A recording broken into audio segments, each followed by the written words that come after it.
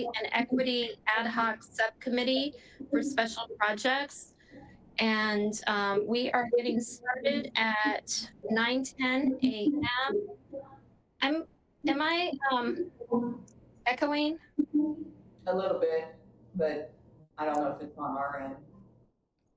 Okay, I'm not sure. Anyway, welcome. Let me get the roll call.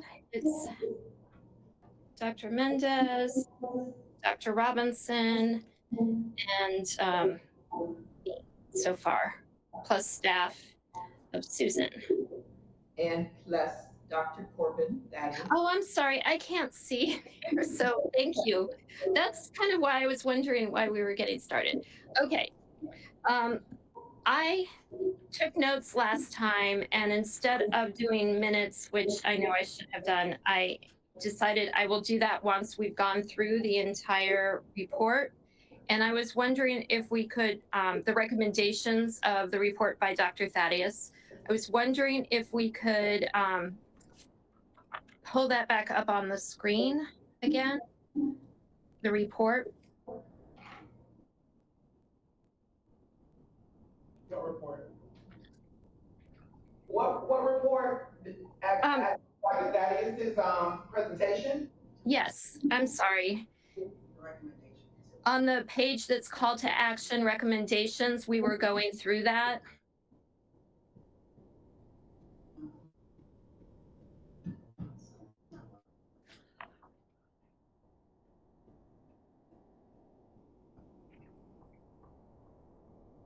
She's calling me. Okay, she's logging in. She's gonna see if she can pull that up. Okay. I can pull it up. I just didn't know. Do I need to stop sharing? I think so. In a moment, let me see what I can.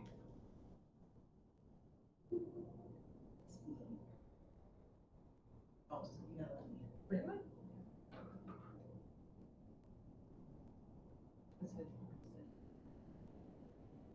Oh, that's why you're not.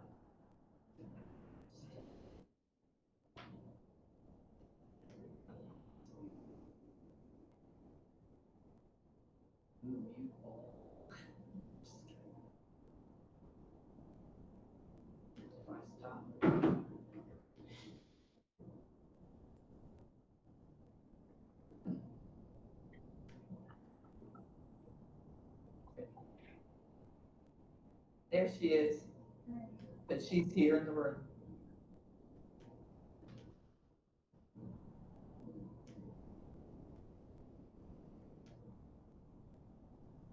Stop sharing. Share. There.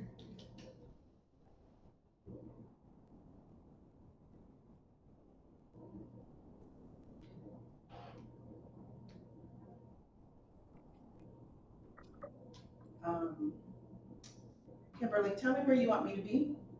I think we had started the teachers, but in my notes, I have teachers and administrators, and we were talking about professional development and the model of generative change when we had to break up. So the call to action recommendations, this is a different page than what I'm looking at, I think. We were at, or were we here? Yes, on school and district leaders. Okay. And what we had said so far is that we need to work on professional development on personal biases, give them an opportunity for reflection, a reflection on metacognitive awareness, and there's the model of generative change, and then also help them with building relationships with students. And then we stopped.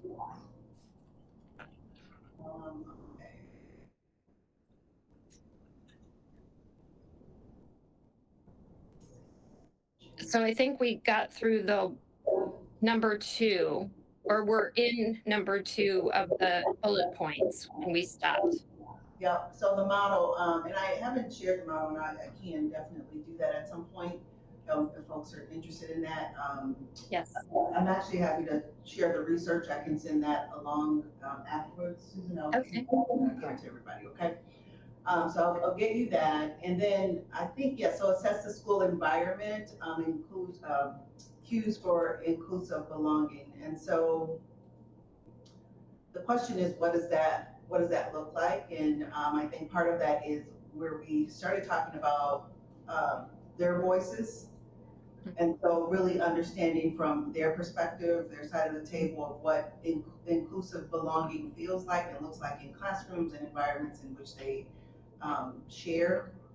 And so just in the case in the students that I interviewed, it included things like posters on the walls, like it was some simple things that they really felt helped them to feel like they belong in certain spaces. And of course, the relationships and having the relationships with their peers as well as with their teachers, but especially with their peers.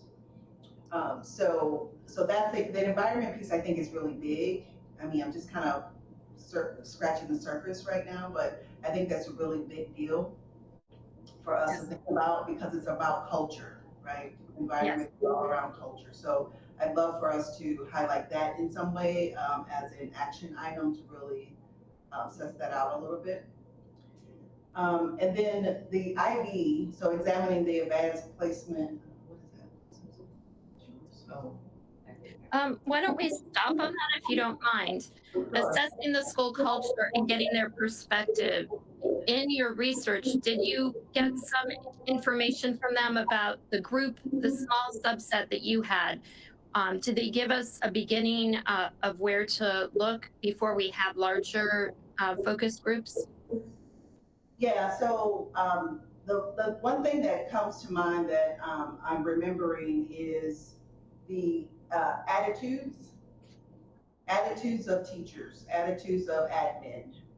That is what was most present in terms of environment, right? Feeling like, and again, this is verbal, nonverbal, all these cues that really give the sense that yes, I belong, or yes, you want me here, yes, you think I can be successful, all of those things. So the attitude and the experience with the interaction is really important. So I know that in some cases teachers set a tone in the beginning of the year. So there's something about tone setting at the beginning of the year and coming back to whenever that those column values that are established in the beginning of the school year are in that specific space in the classroom. So I think there's something really important to that students can buy into, especially these students. Does anyone have any ideas about pursuing this? I have a question. When we talk about assessments of a school environment, usually you need a tool to assess and you need a procedure. And I wonder if you have that, if you use that as part of your research, or if you know of a tool, a research tool that has been used. Because I know the district uses a culture, a survey to measure culture, but I think it has a lot of limitations, and people check on the survey, and it's really, I don't know. I don't think it really assess the environment in a way that really gives students a voice. So I don't know if you have anything. And my other question is, when we write these recommendations, how do we do it in a way that it doesn't create a conflict of interest, in the sense that, okay, let's say that you have a tool or you have a professional development, right? Or your company has it. How do we present this without saying, okay, what we want is to give business to this company? You know what I mean? Because as our organization, that's not what we should be doing, but we should definitely be giving recommendations. So how do we do that? And I'm sure Dr. Robinson may have some ideas. on how this could be done, but I also would like to know if Dr. Tadis has or has seen instruments that could be really effective. Dr. Robinson? Yes, good morning. Okay, so first on the issue of the potential conflict, we could deal with that later. Um, because I don't think that there's any recommendation that's going to say give a contract to connect to greatness or whatever, right? Like, but I'm gonna tell you that I'm gonna have some recommendations that include connect to greatness, but it's not that cut and dry, right? But back to the what you were discussing. So in my head, there were several different things discussed. Um, so in terms of assessing the school environment, there's a classroom walkthrough tool that administrators use when they evaluate the classroom, right? And it has a list of things that they're supposed to look for. And so one of the things might be to include um, those visualizations of inclusiveness in the walkthrough tool, right? Um, if it's not already there.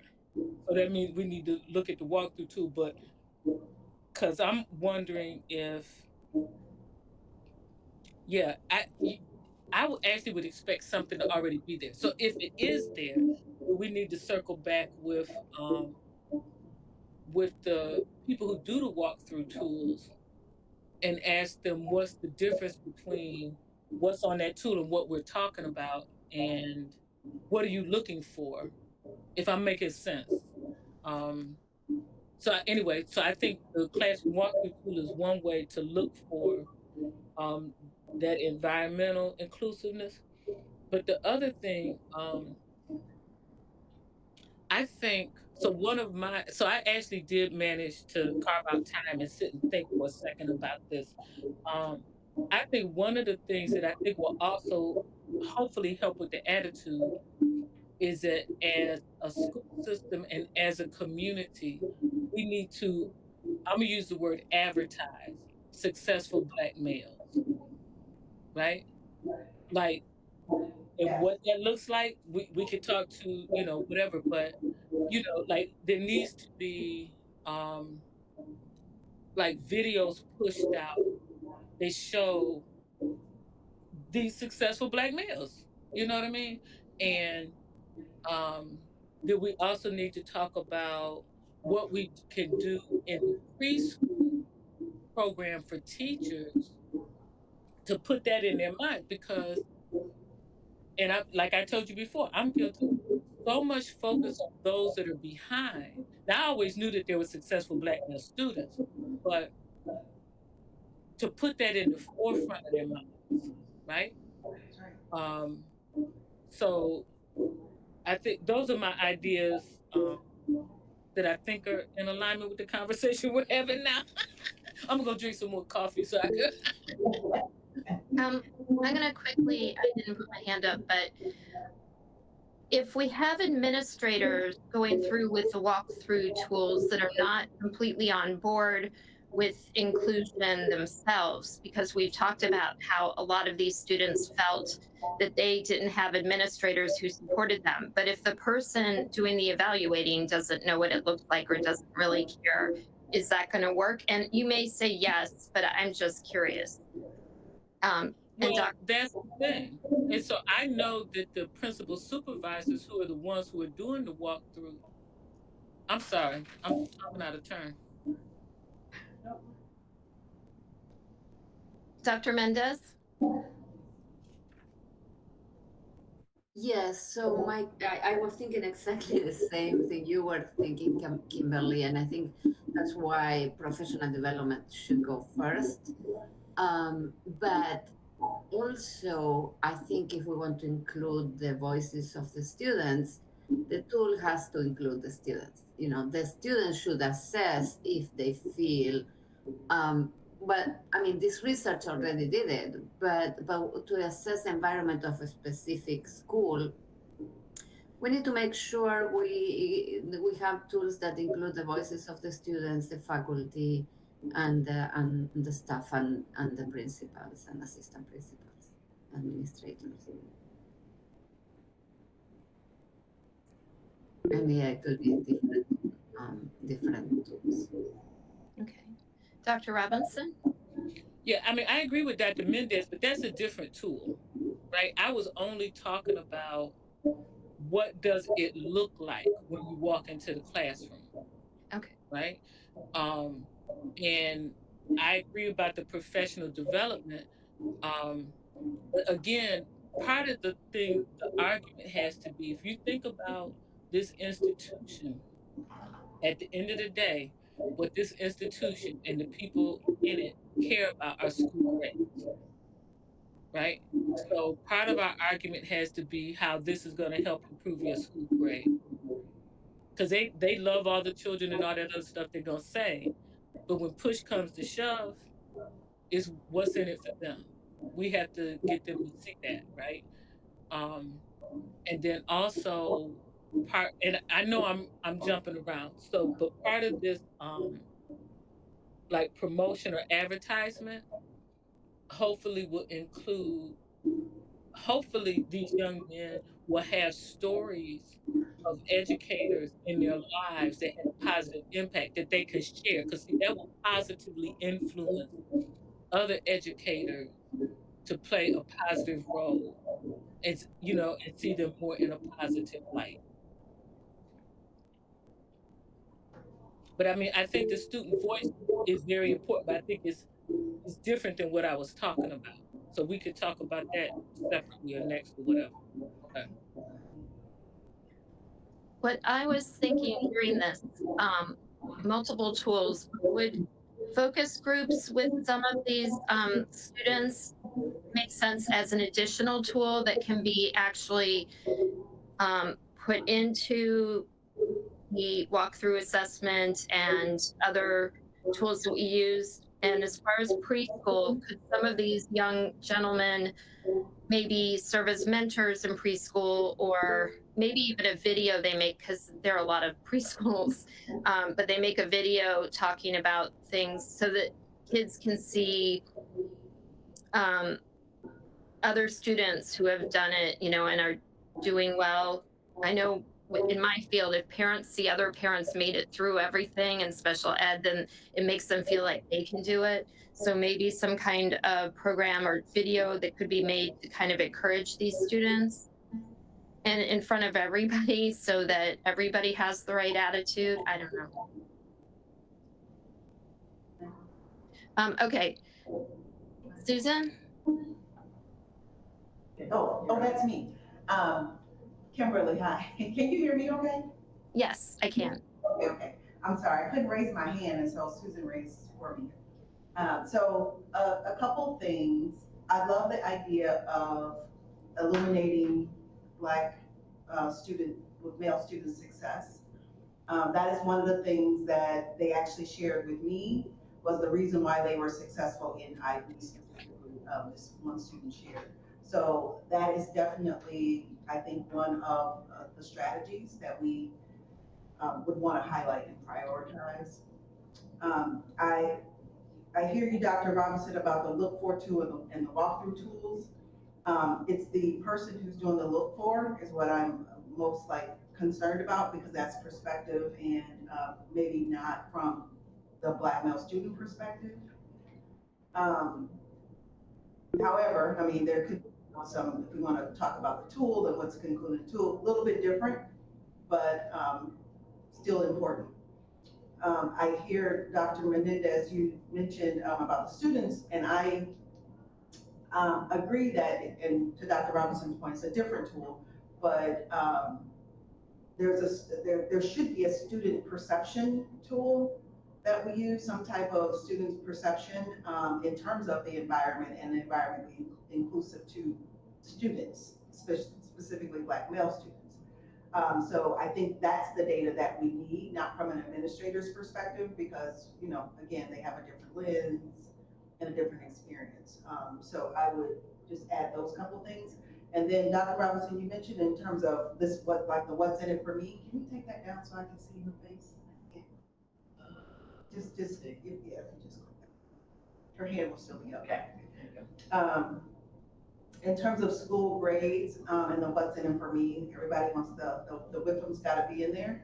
And so I would assert that if, again, it goes back to the concept of the targeted universalism. If they focus on and get this right with Black male students, their grades absolutely will go up across schools. Because they look at their data and they identify the students who are the lowest, they will see it's Black male students. So if there is a strategy that we can put in place to support all Black male students, then it's a win for the entire school district. So that's all I have. I think anytime we can encourage a group of students to do better and provide the tools for them to do so, it affects school grades. Or at least I would hope. I don't see any hands up right now. Yeah, my hand's up. Oh, So, sorry. yeah, no problem. So I get all that, and that is absolutely true. All right. But we're talking about the push come to shove philosophy. And the other thing that's going to be kind of running in the background is, I don't know, I can't find nice words. The hate coming from Tallahassee, right? And so, uh, I don't disagree with anything that's been said. I just don't know how we make that move. But I mean, in some of that, there's specificity um, around working with Black male students inside the system. Even though we should try, I'm not saying we shouldn't try. I'm just letting you know that mountain is steeper than it was a year ago or 2 years ago, right? But I also want to throw out another idea. So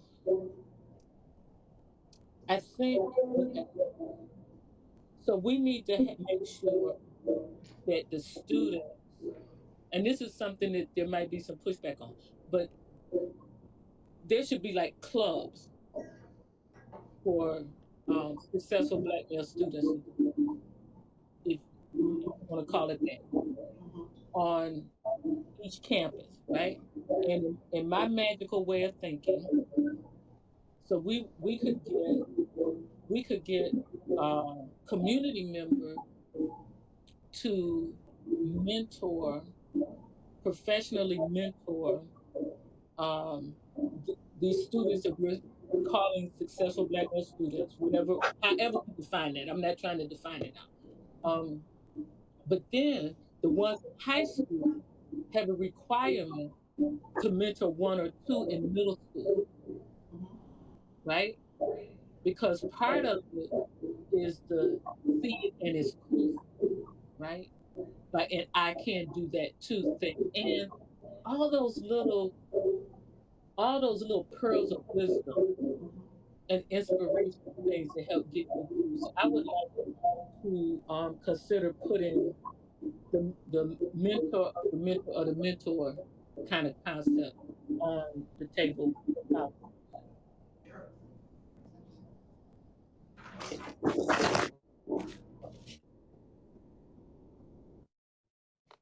I think we discussed that a little bit last time, but we didn't talk about having clubs and having the students themselves act as mentors. Mm-hmm.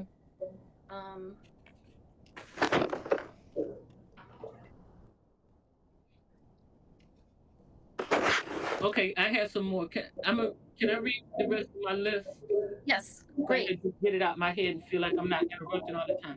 So one of the things I would like, and I think this is part of this promotional tour I'm talking about, is I would like these young men to do some videos for us to say what I wanted my teachers to know, what I wish my teachers knew, what I wish my counselor knew, what I wish my parents knew, whatever it is, right? I think if they have specific messaging that says, what I wish my teachers knew, and we could share that maybe as part of preschool or whatever professional development thing, that kind of hits home. That's close. That's not that pie in the sky over there stuff, right? And the other thing, two more things, and then I'll be done interrupting. So one is if we could figure out a way to facilitate or encourage what I'm gonna call parent support groups, right? Um, I'm gonna leave that there for now. And then the other thing is, at the end of the day, we really want to do this.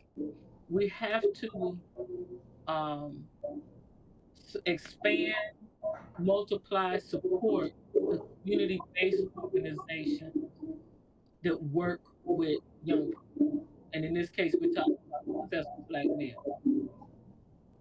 Because it's just in real life, we're gonna be frustrated with the school district. We should push the school district to do better. But I'm just saying. Okay, I'm done rambling now. Dr. Thaddeus? Dr. Robinson, you hit on something. I'm gonna stop sharing in a moment, and then I'm gonna find the slides that actually speaks to what you said.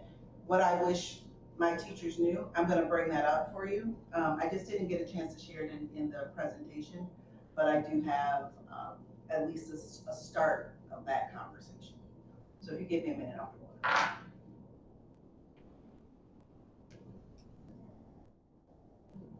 I like the idea of a video that can possibly be put as part of a teacher training, professional development.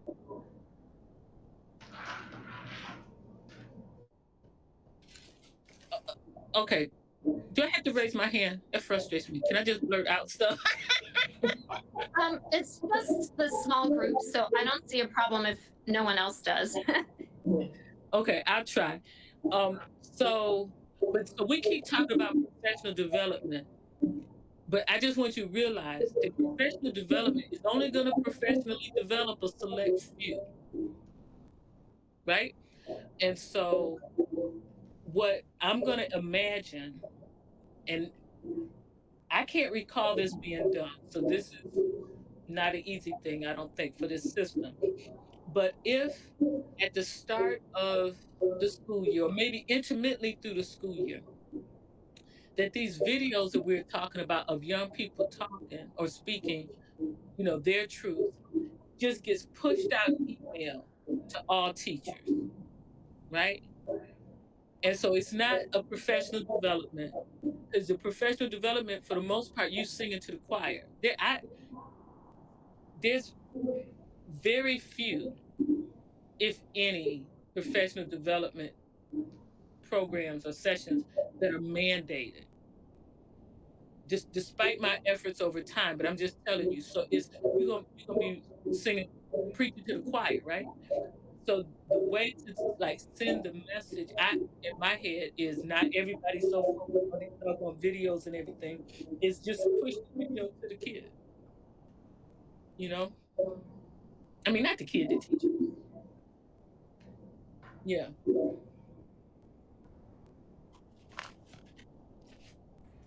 So I think the video will be a great idea, and I'm thinking, the school starts in August, and we don't want another year lost for students who are starting, and they're going to be probably taking classes that are too easy for them just because the teachers didn't consider them, placing them in very relevant and very challenging classes because of the color of the skin. I wonder if there was a way in which we could accelerate things, because now we're going to send the recommendations, the district is going to read it, they may send it to the board, it may take forever. Could our committee create videos? Could we just go crazy and create the videos and give the videos as one of example of, along with the recommendations, give the district the gift of the videos and say, here, use it, or is it too crazy, too out there? Because I mean, we know there are students there that maybe we could, maybe Dr. Teddy's students could volunteer to be in a video, you know. I could volunteer my son to go and film. He's studying film. He can make the videos. And he's at home and he's not finding any jobs. So instead of being reading here, he could go and make the videos. I don't know. I'm thinking, let's shake things up a little bit here. I don't know. Maybe it's too out of the system thinking. I agree. This is something I've been thinking about for a while, but I wasn't thinking about it in the confines of the district, but more generally media. And like I had this vision of doing like a media campaign of all of the, you know, black male student, black boy magic, whatever we call it.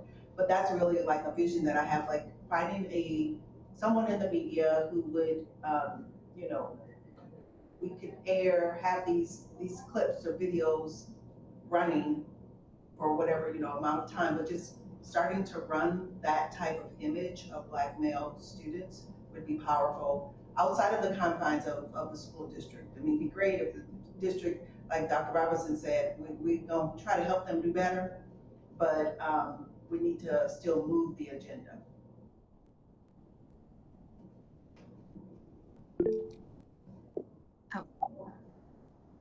Go ahead, Dr. Robinson. So I think that's a fantastic idea. And we have partners who would share these videos. Like I could, you know, I'm like 99.5% certain the city of Riviera Beach would run such videos on their TV channel. We could probably get the county to do it. We might be able to get, for example, Children's Services Council to push it out in their Every Parent app, even though I don't think that's really the same population. We could get Children's Services Council. I better write this down because I'm not gonna remember this again. We could get Children's Services Council maybe to send it to their Bridges program, Yep. right? Um, We but can then, use but yeah, so that's a great idea. We could just expand, yeah. you know, yeah. Yeah, but Dr. Robinson, I think the only thing I was wondering, like, what media, like, who would be the media, the component of the media that we could bring in as a partner to pitch the concept. I have a whole concept in my head. Pitch the concept, and they would help us design and implement. So I have somebody in mind let me check with them because I don't want to say their name on this public record thing. Okay. Okay, so should I go and just do this really fast while we are still kind of reviewing what black male students want you to know? And I'll go through this, and then again, like I said, it's just kind of a starting point of how their voices considered their teachers. And if I had to tell the world, because I did ask the question, like, what would you tell your teachers? What would you want your teachers to know about you? And so this is what they said. I'm not perfect. I'm human and I do make mistakes. There is some, there's some sense that they have that they can't make mistakes and that they have to be perfect in the eyes of teachers and administrators, and if they're not, then there are extreme consequences, which is different from their peers in terms of consequences, right? So that would be the one.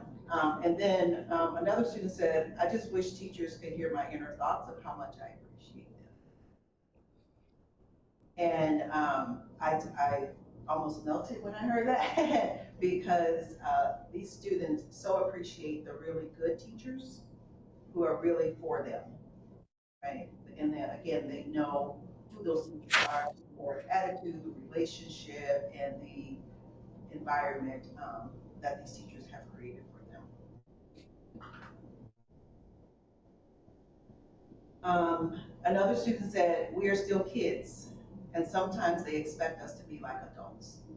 And that gets to the biases that we were talking about. Like, people see Black male students as adults and don't realize that they are students and kids. And so they have these experiences with them like adults. They have conversations and they, um, I don't want to say confrontations, but the manner in which issues are handled are very adult-like. And so just wanting to highlight that that they are still kids and sometimes they expect us to be like adults. And then many of them said they would like their teachers to show interest and expertise in the subject that they are teaching. Because they know when teachers don't really care or don't know the subject matter. And so for them, that feels like they don't care. So they would like to see, teachers who really show interest and expertise in the subject that they're teaching. And I thought that was pretty poignant and insightful for these students. And then finally, don't let stereotypes define all Black male students at your school or in your classroom. So those were a few of the insights, Dr. Robinson, as you mentioned, and in their words about what they would like their teachers to know. Dr. Robinson? Yeah, so, and that's very good, but I think the teachers need to not read it, but to see their faces and hear their voices and the emotion involved, right? And then expand on those comments, you know? And Yeah, then we ship that out. agree. I agree. Yeah. Are we having trouble getting teachers with that subject matter specialization?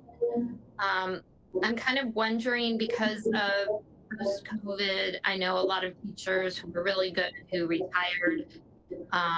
I'm just wondering, and all these people coming in who don't even have college degrees, is that going to be a challenge meeting that need in the future or in the current, like in the near future? Who's that a question for, Kimberly?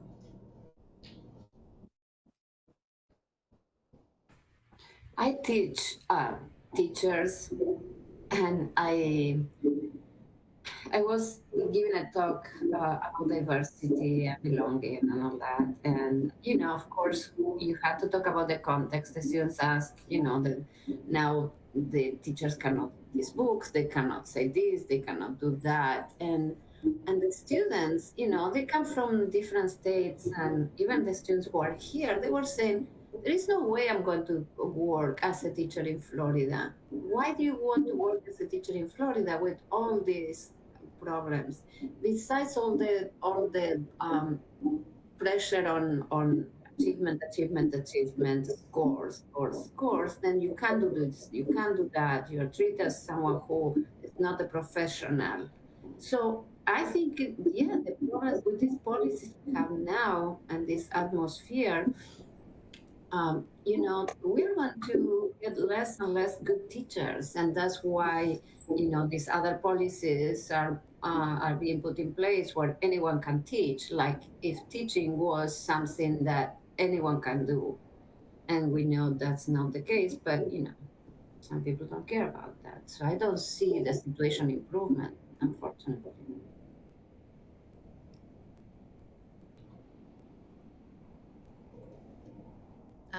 I wasn't sure if anyone else had their hands up.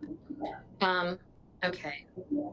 Are we interested in getting like more focus groups and getting ideas from a larger group of students, since we can have the whole district help us, or should we, because this is really good information. I'm just curious.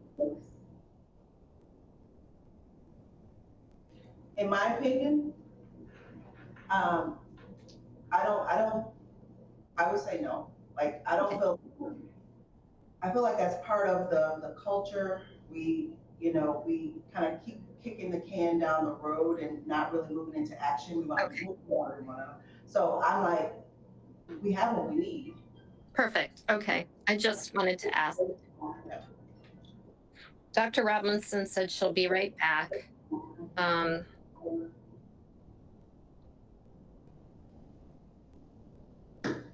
So Kimberly, I just wonder for us, I mean, because it feels really, this feels big, right? As we're talking about all the things, it feels really big. And so I wonder at some point in the conversation, we might want to think about what is manageable and what's possible, right? Is it and I'm just going to use the word pilot, or something that we can really get our arms wrapped around, that we can move forward and get some buy-in around within the district, but also I think there might even be an external play as well. Oh, absolutely. My thought was to go through the whole recommendation part and then go back and winnow out things that are, not possible right now, or I know at one point we were talking about today, supporting and making people aware of the community organizations that provide mentorship and stuff. And last time we talked about creating a database or list. So I think some of the things we've discussed are kind of crossing this time. And so it's not as many pieces that we've discussed. And something like that is very manageable. But if everyone else agrees to get through this so that we don't miss any really important points, and then come up with a list, because we have another meeting, at least one other. Or we can also schedule more over the summer if anyone is willing. I'm willing. I think this is important, but I don't know your schedules and stuff. Okay, Dr. Robinson, were you raising your hand or just agreeing? Oh, and Dr. Okay. No, I was agreeing. Okay. All right. Where are we now? Do you want me to keep going, Kimberly? Yes, please. Oh, okay.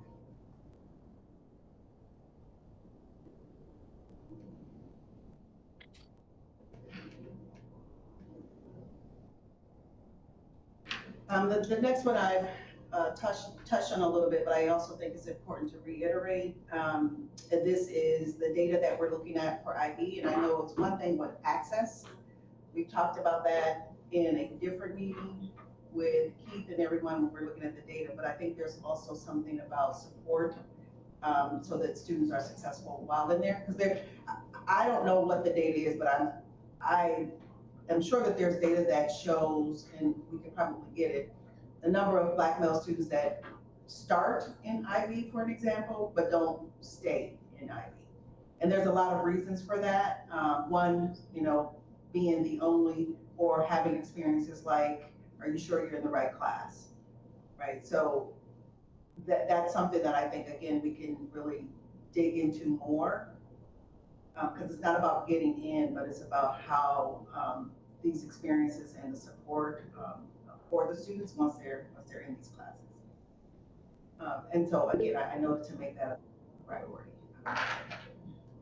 I'm going to quickly say, as the mother of a student who graduated not that long ago, that I observed schools like Dreyfus and other schools I know of put every freshman into AP classes, but the middle school may not have prepared every student to succeed. And so we need to look at starting to prepare students for that level earlier. And I know the successful students may have been successful all the way through and did get that support, but there may be others who have the capacity and just didn't get the exposure. Like if you put someone into calculus and they haven't had algebra 2, it's going to be much harder.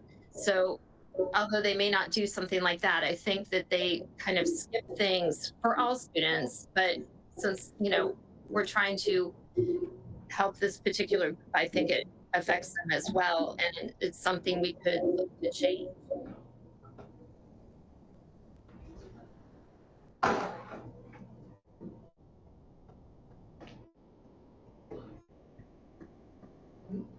And I'm almost certain there are stats on that. Yeah. Well, sorry about that. I'm working my lab.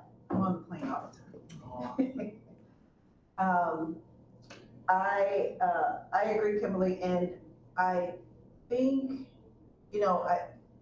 first of all, the enrolls into IB, I think, is a selection or a recommendation by a principal or somebody, I don't know, whatever that process is, which I also have concern about. So that may be a starting place. What if there was just an assumption that all the students just went into IB?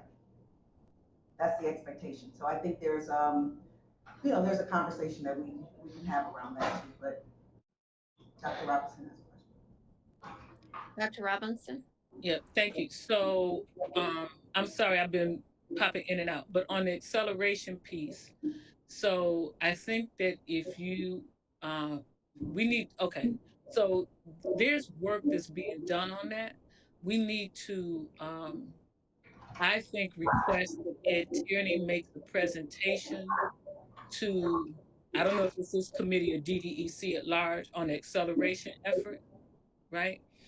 Because this is something that they're talking about, and so we need to see where they are. The other thing I want to throw out there is, for many years we've had first a task force and now an advisory committee. Is now the Superintendent's Advisory Committee for Black Student Excellence. A lot of this work has been done there in terms of making recommendations. So we should get the recommendations from that entity and review them, so we can see what we agree with, what we want to highlight, all that kind of thing. And I know that there was specific work around acceleration not too long ago. Would Keith be able to get us that as well? Absolutely. Okay.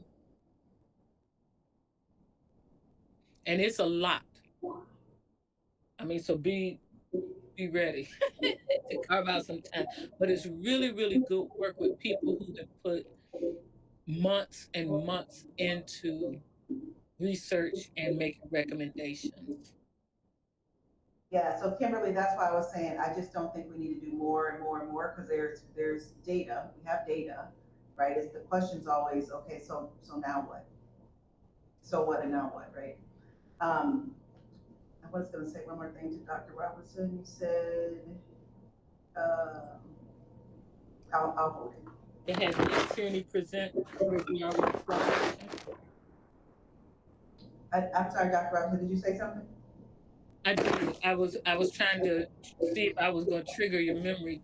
I had suggested we have Ed Tierney present on where we are with acceleration.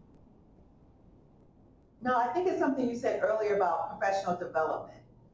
Yeah, it was something you said about professional development. I think what I was going to say is, because I agree with you, like, we're only developing those that are versus this, like, singing to the choir and all the things. And so what I was gonna just throw out for us to think about, if we want to round back up to, back around to professional development at some point, this concept of action research is more powerful than professional development, if we consider it action research.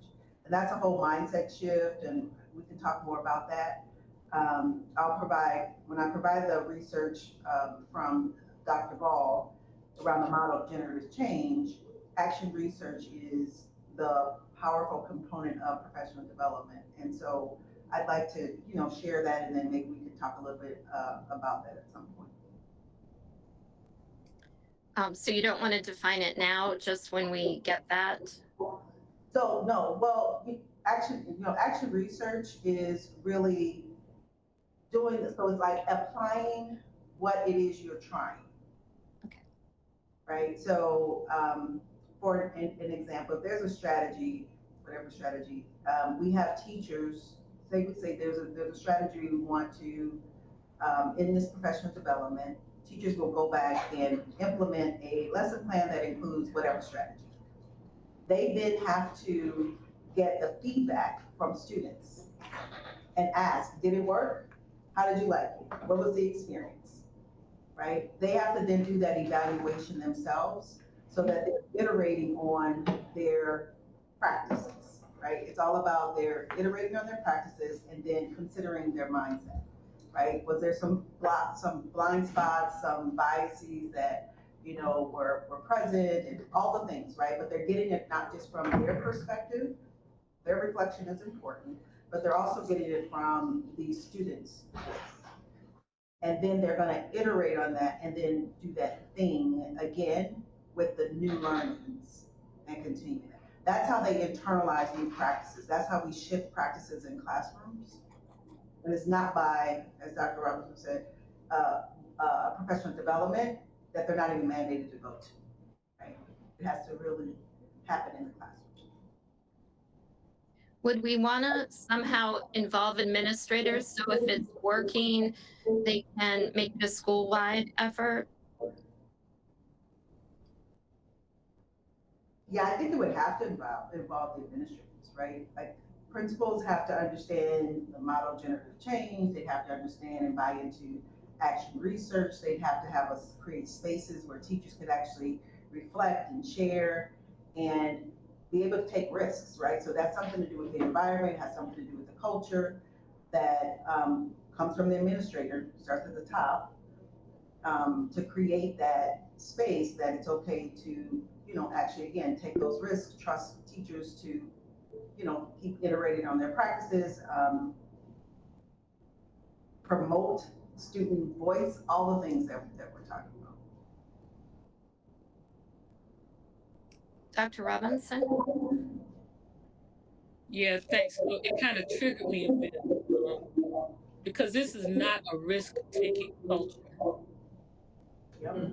and now they seem to be so afraid and running scared, um, that like they don't know what to do. Like, and so um, one of the things that popped in my head is, so if you have you identify a teacher who's um, has really put these practices to work for them, that maybe they do a video that teachers, if they watch it and answer some questions, they can get some what do teachers call them?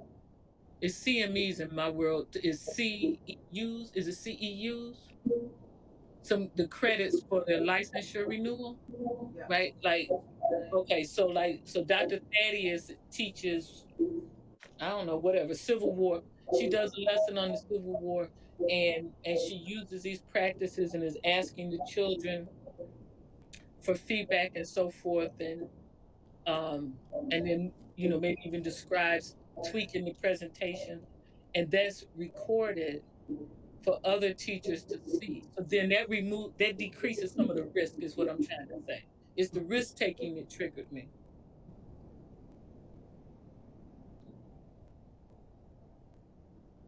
Of the teachers, when you say the risk taking, it's the teachers taking the risk? Yeah, then right. You said there, okay. So, the teachers taking the risk in terms of trying strategies? Right. So you know what? So I'll give you an example. So for many years, I would have teachers who would tell me that they were told that they were mandated to follow the lessons in Blender or whatever his predecessor was, right? And then when I would try to follow it up, the answer was always no, they're not mandated. But there's this message that is either implied and or inferred that, well, if you don't follow these lessons that we're giving you and your kids don't do well, it's your fault and you're going to be punished in some form or fashion. And so if you follow these lessons and the kids don't do well, it's like it's not your fault, if that makes sense. So I'm just saying the and the fear of risk taking is getting greater over time. Mhm. And so I've been contemplating what we can do about that. And I think in terms of these recommendations here, that's that's my best idea at the moment. Mhm. So go ahead, come up with something better than that. But I think it's how we think about it. So I think if we, and it depends on what we're talking about, right? If you say, oh, we want to create, so there are some strategies that will work for all students and especially supports Black male students. So if we say, for example, that figuring out how to personalize instruction for students, and it especially is a strategy that supports Black male students, say that or not, but that's what it is. Then we're going to support teachers with what that looks like. How do you create more personalized learning opportunities for all your students in the classroom? And so if it ends up being, I'm just throwing out like a strategy, we're going to create playlists for your students, which means students have more ownership and agency of their learning. I'm going to show you how to do that. I can show you how to do that. And this is what you're going to now implement in your classroom. That's a low risk, it's a risk, right? Because it's trying something new. So when I say risk, I say it's teachers trying something out of their comfort zone from their traditional practice. Many teachers may not even know about a playlist, and that's a blended learning model. So those are the things that I am talking about. I don't know how much the district has done professional. I don't know if they've done professional development around blended learning strategies or personalization, I don't know, or integration of technology using certain models. So those are the things that I'm referring to initially as an opportunity for low risk but risk, right? If not, we're doing the same thing that we've always done, and we're going to keep getting the same results that we've always gotten. So there's going to be some risk that folks are going to have to take, which means, it doesn't mean that it's going to be a risk that's going to, get anybody losing their job, but it is risk, meaning I have to be comfortable doing something different than what I've done the last 20 years with my students if I want to move the needle. That's what I'm talking about. Dr. Robinson? Yeah, I mean, exactly. But my point is show them, because that decreases the discomfort, I think, right? And then the other thing, I think I see Miss Janina Simmons in the background over there. Is that correct? I Yeah. so I mean, can I ask her to participate in this conversation? Absolutely. Because if I'm saying something incorrect or you disagree with Miss Simmons, because I would like to hear that. I don't think you're saying anything incorrect. I just think it's perception, teacher perception. So it's all about perception. Um, so if I say to you, like going back to what you just said about Blender, if I say to you, all right, um, you teach on standards, right? You teach the standards to the students, and if the content that the district has provided for you, you don't want to use that content, then you got to make sure that the content that you are using is aligned to the standards that you're supposed to be teaching at that time. And so it's not about catch you doing bad or catch you doing wrong. It's about, if I come into your classroom and the rigor is not there, and the content that you're using is below grade level, and I say to you, well, why aren't you using what's in Blender? Because what you're using now is below, it's not pushing the kids to where they need to be, then it's all about perception, right? So now I'm telling you in your mind, oh, if I don't use what she say to use, then it's a problem. But it's all about perception. Does that make sense? Because I've had these conversations with teachers when I was in the schools as an administrator. You know, what you're using off of teachers pay teachers is way below the grade level of a 7th grade advanced class. Why aren't you using the content that's in Blender that I know that's aligned to the grade level as well as the standards? So now in your mind, I said to you, oh, if my kids don't do well, then it's gonna be a problem for me. That's not what I said. No perception. It's like when you talk to your husband, it's perception. And you say one thing, you be like, We on the public record. We on the public record. Don't start. I don't know where you're going with this, but I'm just saying it's all about perception. right. So if I could circle back, so what I'm saying is, so we know that professional development is basically preaching to the choir, right? If we can find like an incentive to have people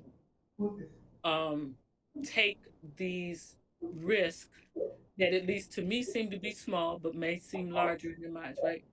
To change their practices, right? And instead of quote teaching the standards, teach the student by connecting to them, which is what part of this is about, right? That we need to show them, right?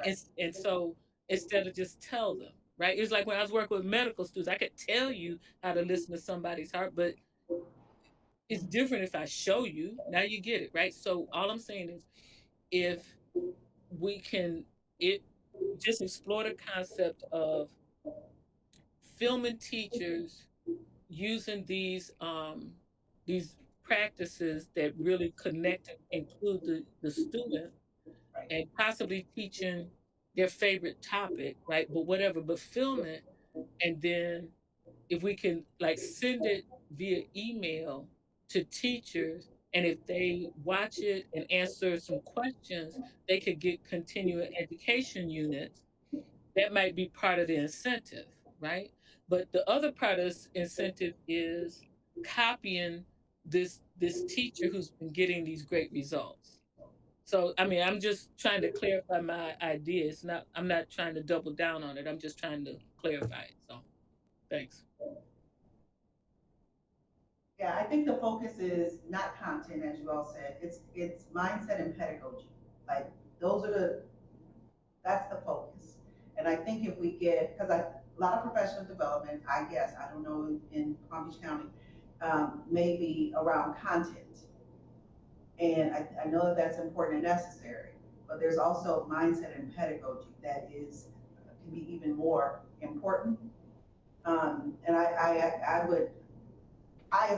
think that most teachers are experts on the content. It's the other that we could really support them around in terms of making some shifts in the classroom.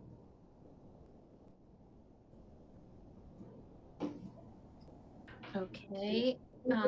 If no one else has a comment or question on this, I think we move on to the next page, or am I missing anything? I'm just going to highlight the last one about Okay. practices. Yeah. And so, Dr. Robinson, I wonder if there's policies and practices. I wonder if there's something to whatever those PDEs are that most or that all teachers have to go to. I don't even know what they are, but if there's something there, then maybe the push is that there is something around pedagogy, mindset, the things that we're talking about that's embedded in those trainings. I don't know what they are, but I'm sure Keith could get us that. Because I feel like it can't be separate, it can't be optional, it can't be, voluntary, all these things. Especially if it's something that the district is signing in or signing on for. And wants to embrace, then it has to be embedded in all of the types of professional development that there are, right? So there's something there for us to do, I think, too.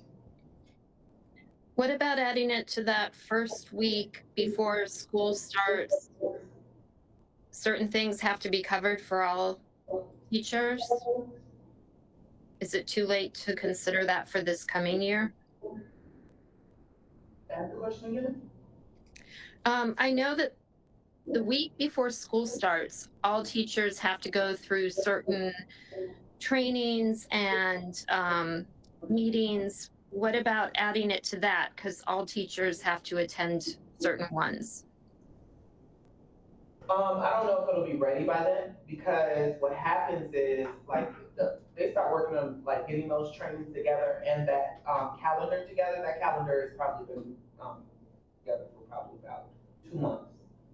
And so that has to be, like, there has to be collaboration with professional development, um, which is, what's his name, Anthony? Yeah. Yeah, Anthony Doherty. As far as putting that on the calendar. And what will that really look like? Like, so we can throw out things, but what is that really gonna look like for teachers? So I think that, that has to be, and then, we have all these things with YPE, student voice, these things that are, can actually be aligned to the strategic plan. So I think that we just have to figure out what that looks like, because they're rolling out so much with the strategic plan. It's ridiculous. It's just a lot of stuff for teachers to take in, for schools to take in. It's just a lot of things coming at them. Because each initiative has things they want to roll out to schools. For example, I'm sitting in student voice, so we have things we want to roll out to schools. And then you have the characteristics of a graduate. They have things they want to roll out to schools. So then, and then you also have that some schools are participating in YPE, youth participatory. And then now we have high schools that want to pick that up. So we just have to figure out how we're going to either integrate this into something like that, so that everyone isn't ridiculously, when I say ridiculous, ridiculously overwhelmed with everything coming at them. Because if you start doing too much, then you do too little for what's important. Right. Okay. So we should probably figure out where it is aligned in the strategic plan, and then try to figure out how to present that information to that particular work group, so that they can integrate what we're trying to do into what they're already trying to roll out. Does that make sense? Mm-hmm.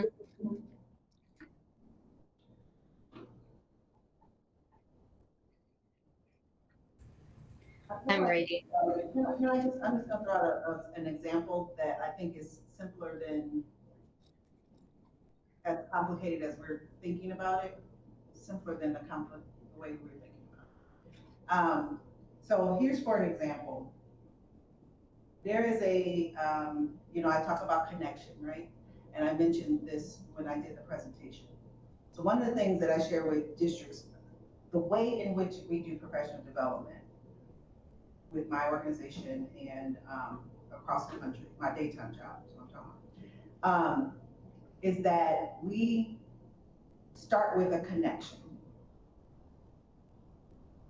and an intentional connection with the group. And I know it's called something else, but I don't know if that is, like, there's something to connection that we talked about, right? Connection before content. And we say that over and over and over again in schools and districts. And so that's something that's simple, that if whoever's doing professional development here starts to use the language connection before content, that becomes present for teachers. Teachers can begin to then do that, use that same strategy in the classroom, because in their professional development is happening for them. So know that in most cases, nothing's gonna change in the classrooms if we're not modeling it in their professional development. So whatever strategies we're trying to illuminate for teachers to like, oh, these are great strategies, you should do these. If they're not able to try them on in their own professional development experiences, it typically is not going to land. It's not going to be rooted. So I'm giving you this, I'm throwing out this simple connection before content as a way that Anthony or whoever is doing professional development can begin to shift the mindset and make connection important, present, and front of mind during professional development. Because teachers then will turn around and do that in the classroom. Simple, right? It doesn't have to be that complicated. It's a systems change that little mini moves can support that change and that shift to happen. So I just want to put that out so we can start thinking in more simplistic ways without there being always barriers, blockers, and considerations, because it does get overwhelming, or it can be overwhelming, especially if it feels like another thing or another initiative.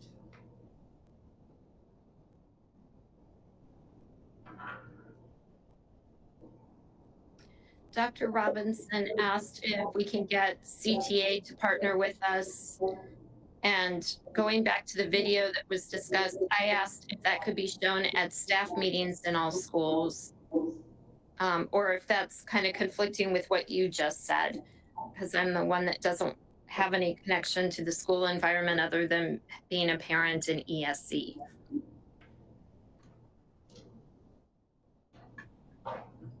I'm sorry, what was the question again from Dr. Robinson? And then your question again, Kimberly? Can we get the CTA, the union, to partner with us? That might be a question for Janine. You can reach out to the CTA about partnering with you. But I mean, I'm just I. Miss Simmons. What's that? I said, don't finish your comment. Okay. I won't finish it. So, I mean, I'm just trying to think of barriers, and I'm trying to think of like incentives or things that would inspire, right? So, you know, in my world, it's my belief that the word mandate is forbidden in Palm Beach County, right? So this concept of requiring all teachers to go through whatever, the only time that gets required is if it's legislatively required, right? But so I'm just trying to figure out how we get the teachers who are not part of the choir. You know, I mean, there's those teachers that, you know, go above and beyond, and you know, and they're going to go to the professional developments that they think will help them become better and make those connections and so forth. Like they get it, they're in the choir. I'm trying to figure out how to incentivize those who, like, you know, they're in the pews, but they're not in the choir. Then of course there's a whole nother bunch that's not even in the church, right? Like I'm just saying. So, and so my thought is if we could get CTA to at least encourage it, right? Not be opposed, and maybe even like send it in their newsletter, that would help get some to pay attention to it. And Dr. Robinson, actually, and team, I'm wondering, what if we thought about a school or two that might be interested / good candidate, might be excited about the opportunity, and then of those schools, they could identify, I'm just making up numbers, but 2 schools that could identify 5 teachers each, I don't know, whatever the number is, that becomes a part of this opportunity, whatever we end up calling it. And then there are some perks that they get Um, Maybe it's coaching. I don't know what the district has around coaching, maybe not anything for teachers, but maybe there's coaching that they get, group coaching or one-on-one coaching. There's some additional types of supports that they actually get in the classroom, like maybe something like that. And that could be used as a case study on what's possible and what this could look like for the district. And these two schools might be the way to go to start the process.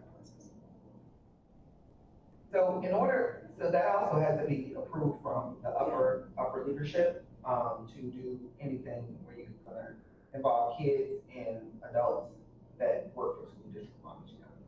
And with that being said, that has to be like, it has to be appealing for them.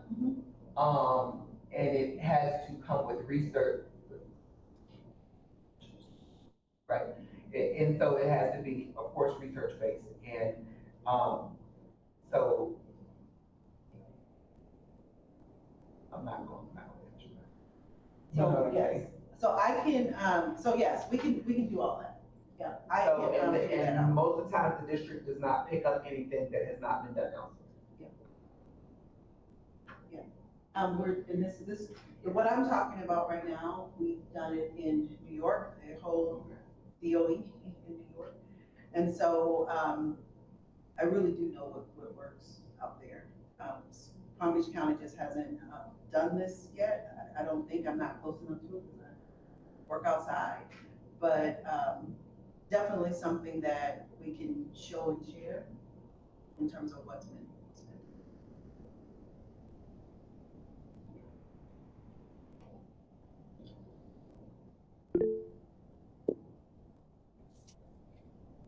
Dr. Robinson? Thanks. So, well, first off, I think the piloting is a good idea and something the Palm Beach County can live with, right? Like they like pilots, right? Um, and to your point, we have to figure out what the incentive is, what's the goodies or whatever that the participating, the lead teachers or whatever they end up being called, will get. But some of them in various forms and fashion has been done. And I think that it may or may not, I think looking at the past in order to move forward is always a good thing.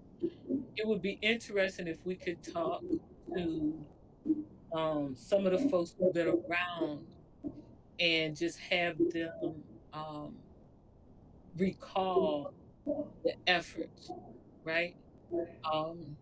That had been made and then what happened to them, right? For whatever reason, the thing that's coming to my mind is capturing kids' heart. And that was a long time ago. That was 15 years ago or more, right? And like half the world, it seemed like through this training, it was all about making connections. It was all about relationships. It wasn't about any specific demographic group. But then what happened to it? Probably got replaced by the next great thing. I don't know, but I think that that's how people feel like, oh, here you remade some more stuff. Yeah, okay, we did that already. So I don't know. We just need to think that through with some kind of reflection about what happened in the past, so it's clear that this is not that, and how it can benefit the individual. And so, yes, I think showing the data that it increases school grades is helpful. But again, the message is important because, like, you could bring information, data from other districts to the district, but I think teachers are going to connect with teachers. And so that's why this pilot of having a lead teacher, I think is good. and then monitor our own data, because no people don't believe other people's data.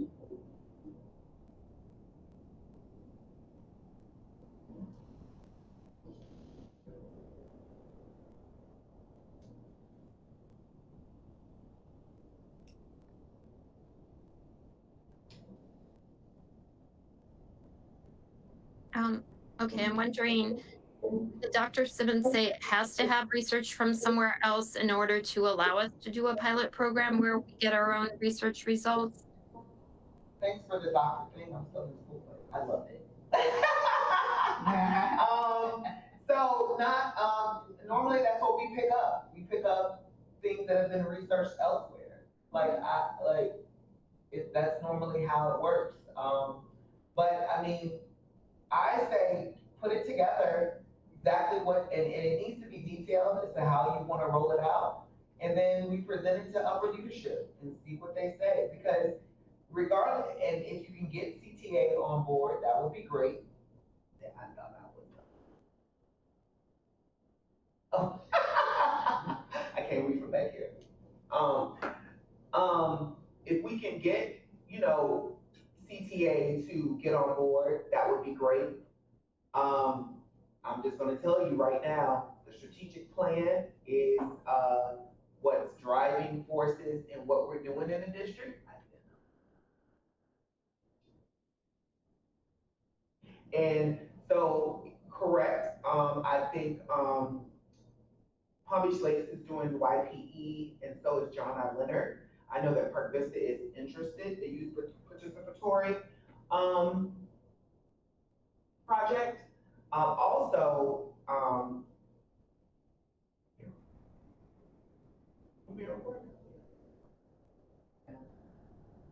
Mr. Burke really loves the superintendent student advisory committee. Um, try to, I mean, in order to push it, you gotta try to integrate it into, align it to what we believe in. Yeah. You see what I'm saying? I get that, What do we believe in? the strategic plan, educate, affirm, inspire. And so you got to make sure that you align it. In order for upper leadership to really you want to sell it to them, you want them to buy into what you're trying to do, you got to align it to what we're already doing. That's what I'm saying to you. Like, you got to align it to what's going on. Does that make sense? Yeah, that's most districts want to make sure that it is in alignment with where they're going. So yeah, that makes sense. But the alignment is, there's a lot of alignments happening. I mean, a lot of things happening, but the alignment is the strategic plan. Correct. So right now you have 11, 13 work groups working on the strategic plan and its initiatives. Right, but the plan is done, right? The plan is done, Okay. yes. So, but you have initiatives. Yeah. Initiatives are created charters using the equity lens. From the strategic plan. From the strategic plan. Okay. And then we work like weekly, and we have to have deliverables. In those deliverables, these deliverables are normally, like, for example, student voice, for example, the one that I'm on. They want to push out these activities in order to get student voice involved in campus life, right? Well, at the same time, you got YPE doing the same thing. So we're trying to figure out how can we align the two. You see what I'm saying? So that we are not giving something extra. And so that's where, and so the principals are inundated with these things and I get you're talking about changing mindset, but when you go on a campus with administration, you have that, and you say you want to change the mindset. Well, they also have academics they have to worry about, and then now we're having all these rotations of administrators. Like, it's a lot going on. So we got to make sure that we make it as simple, keep it simple, stupid. Is that what it is? Yes. Kids. And then it's just like hiding carrots in applesauce for your children when they are baby, to make it palatable for them, and or peas or whatever. You want to kind of put it in under something that they already do. Yeah, that makes sense. Dr. Robinson, you said something I didn't read because I was looking at, Dr. Corbett. No, I mean, I put the link to the strategic plan in the, Oh, okay, Oh, okay. yeah. So, yeah, pull up the strategic plan. I have another question. What professional development is available for leadership, not available? For leadership needing principals, school principals, or is there like a separate professional development that principals will do? Like, what do you mean? Like, so they put out a calendar for teachers. Yeah. There's no calendar for us. There are things that we are mandated to do. A lot of our professional development is like conferences and things like that. We do have principal leadership academy, principal supervising meetings. They've changed the name of it, monthly. But those are not assistant principals, those are only principals. My opinion, assistant principals need to be involved in some type of way. We do have APA, Assistant Principals Association, where during APA, which is something you can also think about, I'm not sure who's the president right now, they bring in people to speak to the assistant principals about initiatives. When I was the APA president chairperson, I would bring people in to talk about certain things that could be rolled out in school. So that's also a way to do it. You can do it through PSM and APA meetings, but then PSMs, all principals normally go. APAs, not all assistant principals go to those. So there's no annual, besides that, sounds like that one meeting, there's no ongoing They're every month. for the principals? PSMs are every month.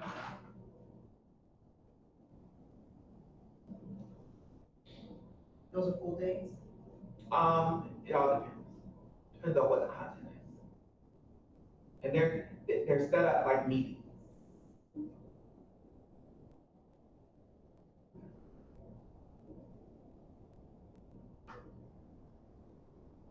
I think there's just for us to consider, I don't know how it works, but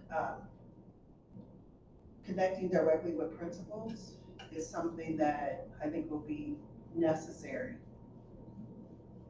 Maybe even before we think about teachers.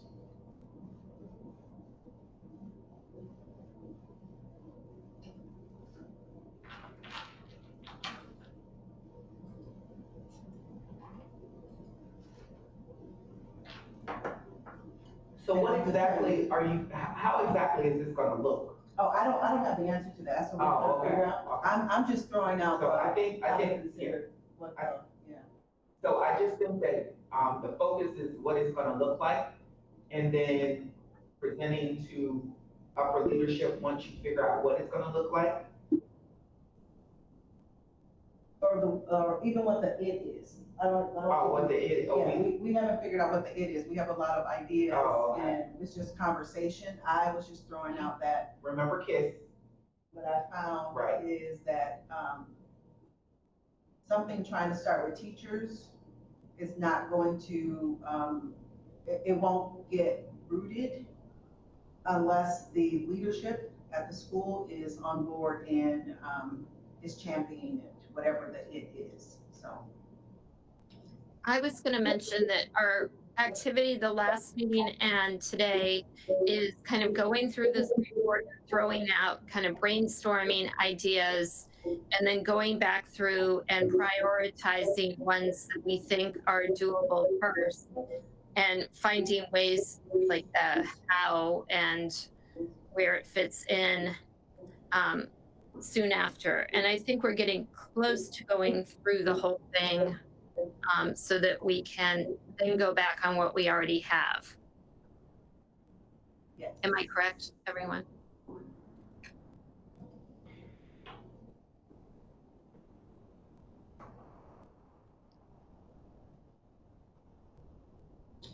Any other questions here, Kimberly? I know we landed. I don't think so. I think we can move on. Okay.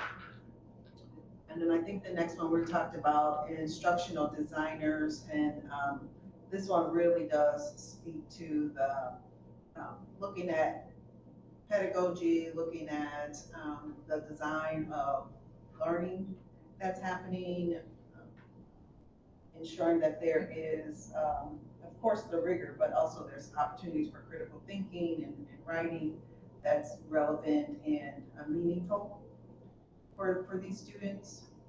And so that really speaks to having higher expectations of Black male students in the classroom, and creating those opportunities for those that are high achievers to continue to move through content that they already know or familiar with, and able to move through that. But if the design of how the instruction is set up doesn't afford that, then they're going to get bored. And then that's when you have behavior issues or all the things that in some cases teachers are experiencing or say that is present with Black male students in the classroom. In many cases, it's boredom. It's meaning, it doesn't have meaning, and may not necessarily be relevant. So, any questions on that? I would say not just act up, but not try and end up showing poor grades when they're capable of far better. Yeah, and that's why when I mentioned a strategy like creating playlists, right? That means students can kind of move at their own pace, do it, what they need to do. So.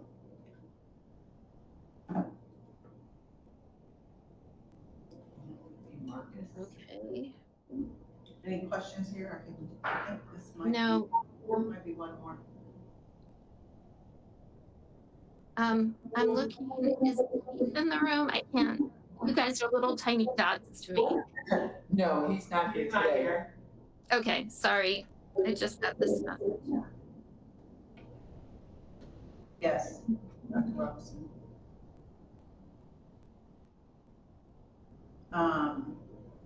And then this is kind of a roll up of everything that we talked about. Only thing that we didn't mention was about classroom observations. And where Black male students are thriving in some classrooms and not all, really observing what's happening in those classrooms. What are those teachers, doing? What are their strategies? How are they creating a space of feeling connected and inclusive? So just, really learning from the field on the ground. I think that's the only one we didn't talk about. I believe Marcus has joined the group. There he is. Yes, good morning, everyone. Sorry for my tardiness. Morning. Anything here from Kimberly or anyone? Again, this is more of a roll up, but. I know that observations, that's separate from the teacher observations. Because I don't know that teacher observations kind of look at the practices and share them with everyone else. Although, again, I'm not an educator, so I don't know how it works. I mean, I don't know how it works here in Palm Beach County, but I know that many school districts do intervisitation observations, intervisitation observations. So that's teacher observing another teacher, teachers inviting other teachers into their classroom to actually do an observation, watch for certain strategies and practices. The other teacher gets an opportunity to kind of see strategies in action, take notes, and then, offers, and then can also take some strategies and then try it out in their classrooms. Thank you. Okay.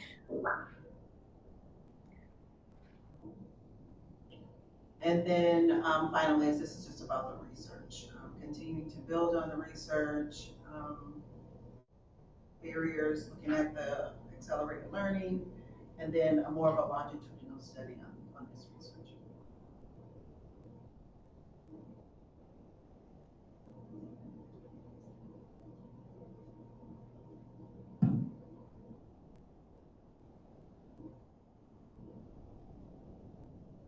Next Is week. everyone able to stay till 12?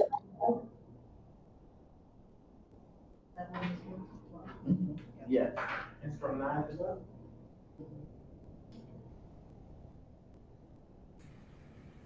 I have a lot of grading to do, but I'll try. Okay. I think I would suggest 2 pieces of homework for our group for next time. Dr. Thaddeus might not need to do one, and that is review the research report that she prepared. And then also, I mean, not the report, but her, I'm thinking thesis, but dissertation. And then also looking at the strategic plan and seeing where we might fit in or the ideas we have might fit in. But right now we can go, I don't know if we can do it whiteboard on here or someone type and show it like the ideas that we discussed already and then kind of decide which ones are priorities and how we might do them.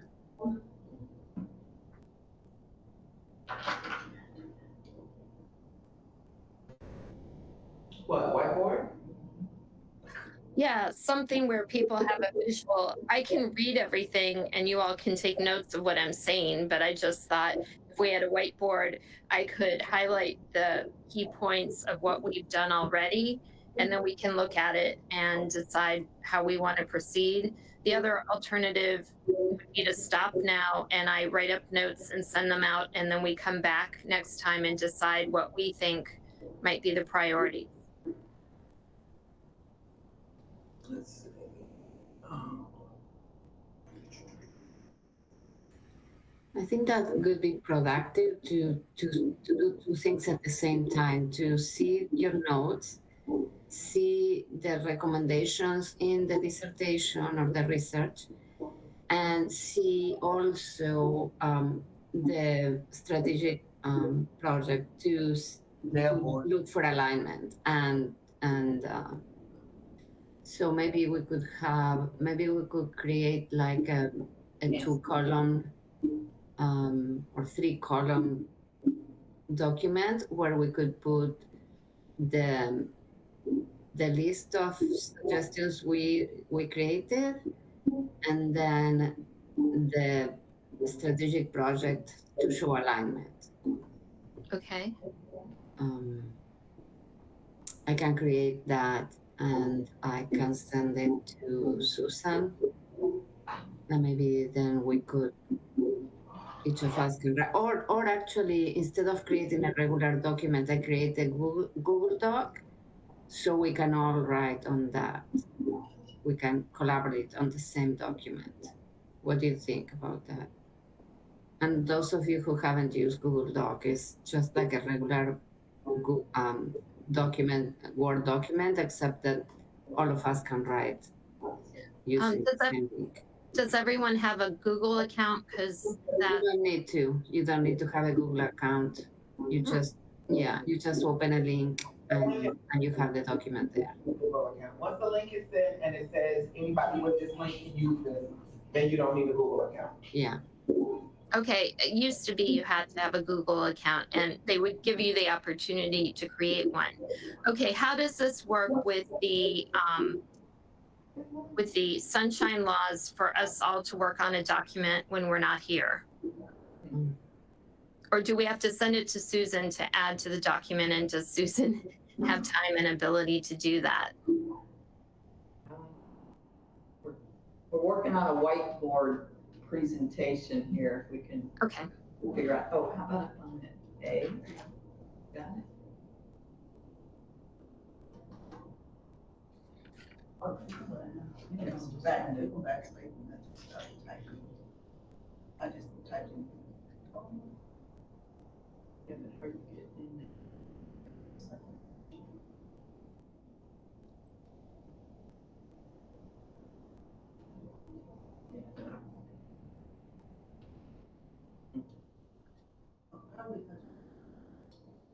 it's muted, by the way.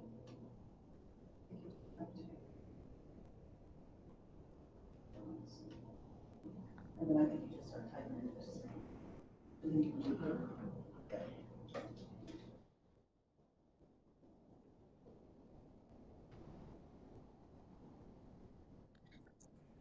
So should I create the Word Google Doc? Yes. Okay. Well, that's okay. Or the whiteboard, I'm not sure. Well, the whiteboard, it's something we use while we're in the meeting. The Google Doc is asynchronous, so we can work in our own time. But instead of having multiple versions of a Word document, we would all Right. have the same I- one. But is that okay with Sunshine? Yeah, that I have no idea. That's what I was kind of concerned with, and why doing it here may be better, or sending our ideas to Susan and then looking at how it's kind of turning out. I don't know. I just want to make sure we don't violate Sunshine, and I know we don't have an attorney here. Dr. Robinson may know because she's had to implement it a lot. Have any of you, Susan or Dr. Robinson, seen Google Docs used before? I'm sorry. The question is, if we have a Google Doc and we are working on it outside of the meeting, Right. I think that's questionable. We might need to avoid that. Okay. So the whiteboard is the jam file. Yeah, we can't seem to get it to show up and upload. We've created one, but can't seem to keep it live.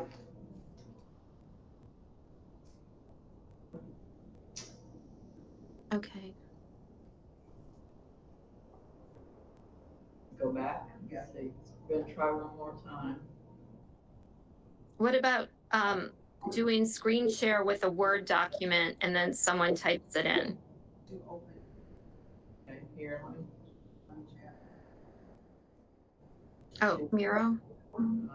share. You just, what you want to open is restricted right now, right? Do open on Jamboard. Oh, okay, all right, let's see. So the share, Hmm. you have to share to all of us then. You gotta get a link, so I'll give you a link. And then restricted, you gotta go down to restricted. And then, Gotta add everybody. no, you gotta change viewer down here to everyone, so you can go, Okay, we're getting there. and then do copy link right here. And then you can be done, and then drop it in the chat. Yep. Drop it in here.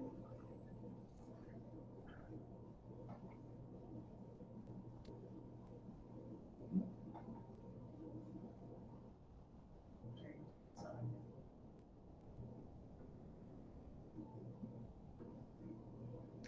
No. Yeah, it did it. Oh, okay. I have it. All right, and who's gonna type? Anybody or? Anybody can type, and you can use, we can use, sticky notes usually. Okay. All right. All right, it was just shared with everybody. If you can access it. In the chat, you mean? Okay. Chat box, yeah. Okay. It says hello? Yes. Okay. Oops. Okay. Oh. Do we all have one separate, or we're all seeing the same one? Bring the same one.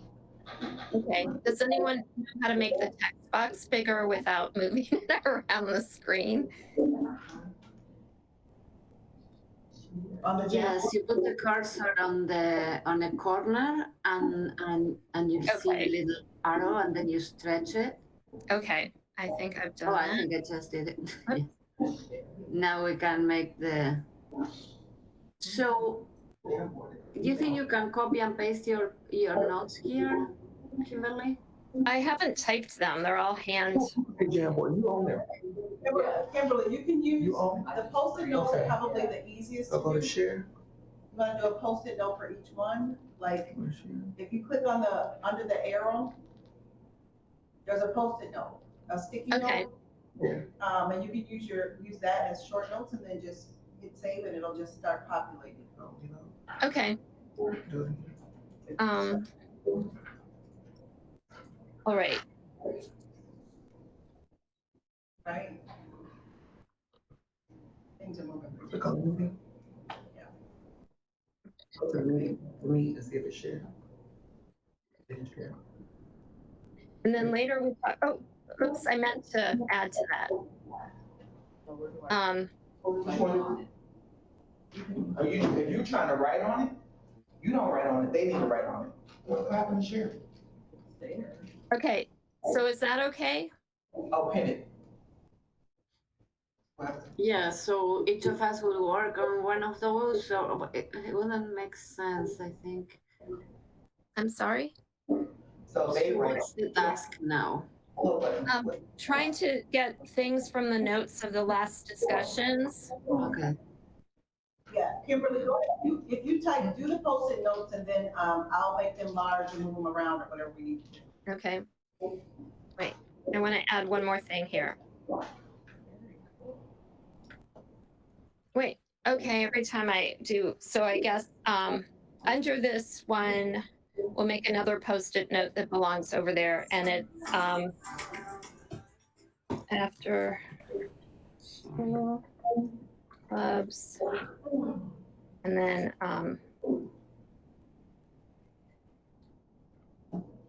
working with outside groups such as where EJS and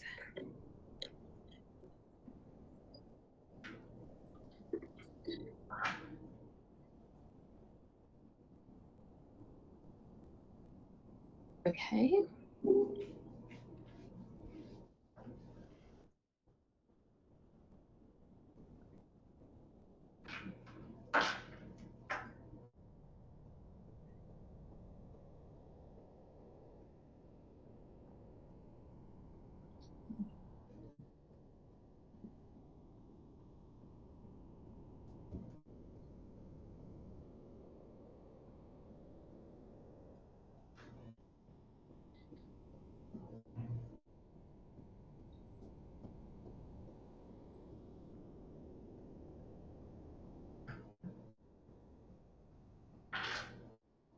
Mm.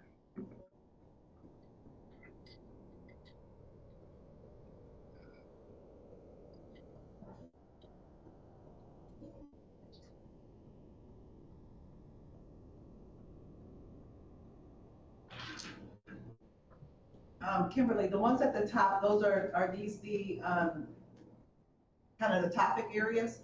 Yeah. Okay. So, Although the advocacy mentorship programs go into the under the self-advocate. under here. Right. Okay. So what I was gonna do is, as you're doing that, if everybody else, we can go in and start adding, if we have other ideas that maybe, we didn't get captured. I'd say just go ahead and add a post-it note, and then we can put them in under the topic that it needs to be under later, but Okay. everybody can start working on it if they want.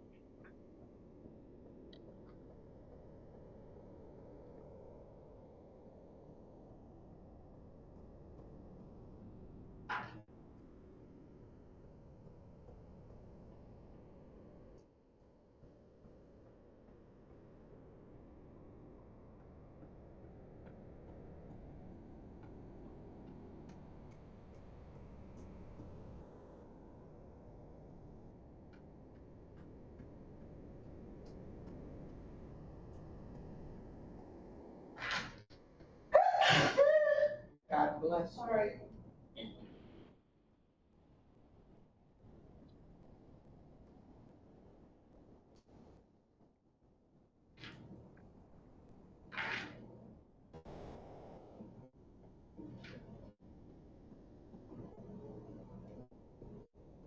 Okay.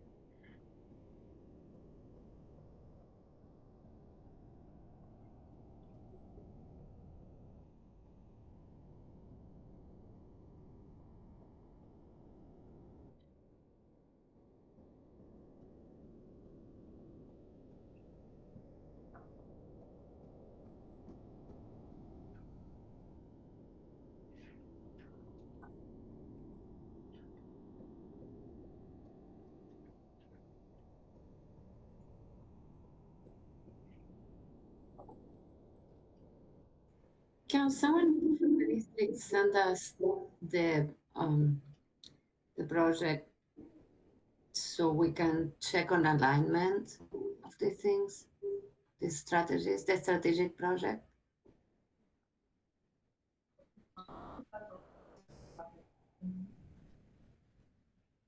Like maybe the next step would be to prioritize all these strategies, Yes, and then that is the we next could step. also align them with the project.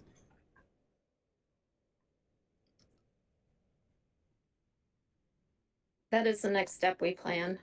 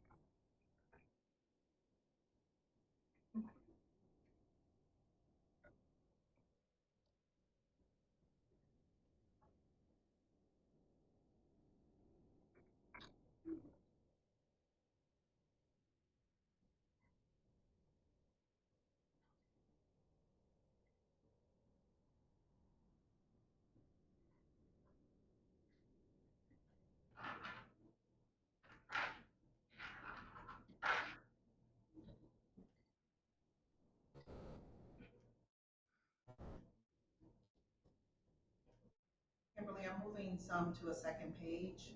Okay, that's fine. I'm taking the media campaign pieces over to a second page.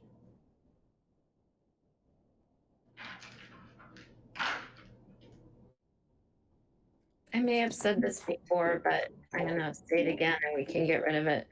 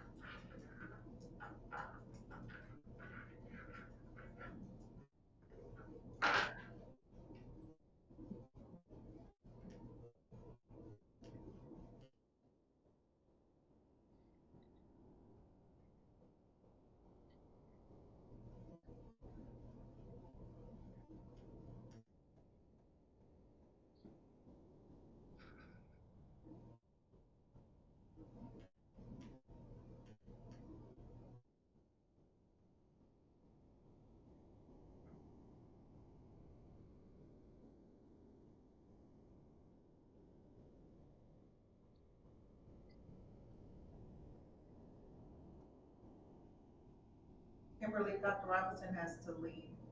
Okay. I'll just keep writing these notes and then we can discuss them next time. Does that make sense?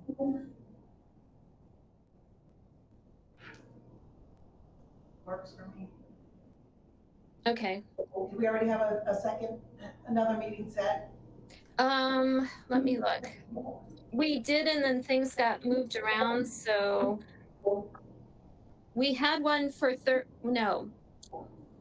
Thursday, 6/29 from 9 to 12. Okay, Kimberly, Yes. that one's gonna have to be rescheduled because, Keith is not here that day and Janina is also out. Okay, but So, that's what we had at that time. yeah, she What worked for our group? You guys give me a couple dates because I'll have to check for a room at that time, but I'm sure there'll be one available this time of year, but. Okay, so it has to be 10 days out from here. Do we need a room? I mean, many of us are in Zoom, and like if it's easier to do it all in, I mean, in Google Meet, we could just do that.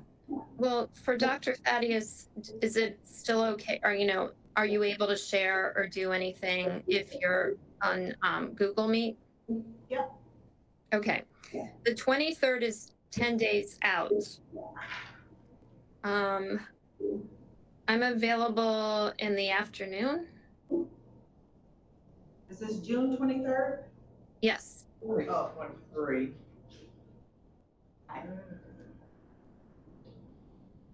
I'm just starting with the first day. I am available. You are? Yes. Okay. What, when you say noon, what time? I don't know. I'm open all afternoon, so other people can specify time. Yeah, that'd be a little bit. That's a Friday, the school district is closed. Oh, I forgot that. I'm sorry. Yeah, Okay, the next, 26. the 26th, I can meet after 2:30. That works for me. Okay. And let's see. Dr. Robinson is gone. What about Dr. Thaddeus? I have 2 to 3:30 that I can meet. Okay. You know what? You said 2 o'clock, right? Okay. Monday, 6/26, 2 to 3:30 possibility. Okay. The 27th, I'm available in the afternoon, anytime. So the 26th doesn't work? No, we have to give several dates. Okay. Because we don't know what Dr. Robinson or availability is. Because we have to connect with the Google Meet no matter what, and if someone else is using it for something. Okay, the 27th I have in the afternoon anytime. Yeah, I'm open till 4. No. No, I have, I think it's.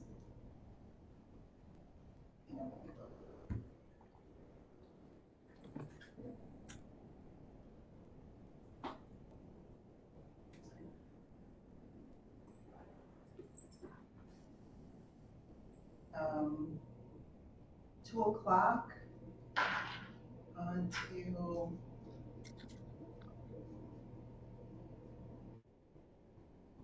I have 2 to 3:15 open. Okay. So Tuesday, 6/26 or 27, 2 to 3:15 is a possibility. Wednesday, I have the morning. I am busy between 10 and noon. Okay. Let's look at Thursday. I'm available until 11:45. That's the day someone said we need to reschedule. which the 29th. Oh, I'm sorry. Yes. I'm just going through. And Fridays are closed. So then there's Monday morning I have the 3rd. Although are schools closed because of the holiday or no? Everybody's on vacation. Keith is out, Janina's out that whole week. Okay. So July the 10th, I believe, is Monday. Okay. I'm available in the morning. What day? July 3rd? July 10th. Yeah, I'm available in the morning as well.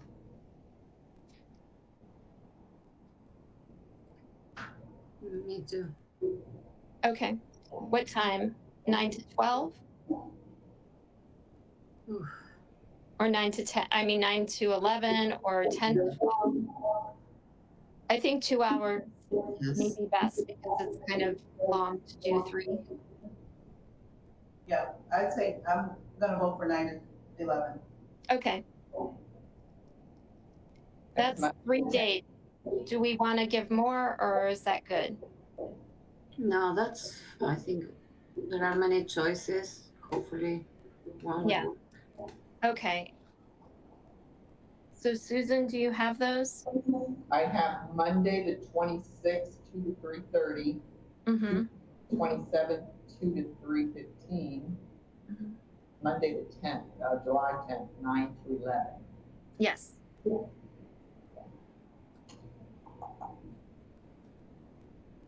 You want me to, well, Dr. Robinson is gone, I said you want me to, let me try to look on the calendar here, but carry on, and I'll see if I can. Okay.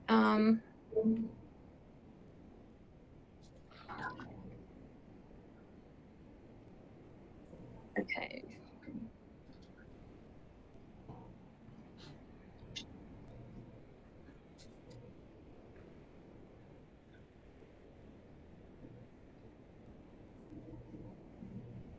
Okay. Here we go. Go back. Here. No. What have I done? Where? Okay, there. Sticky notes.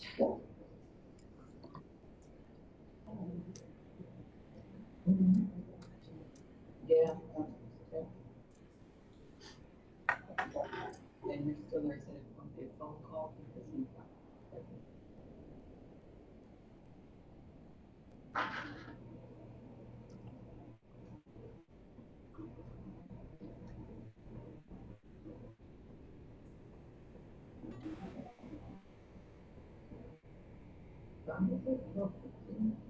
Oh, there it is.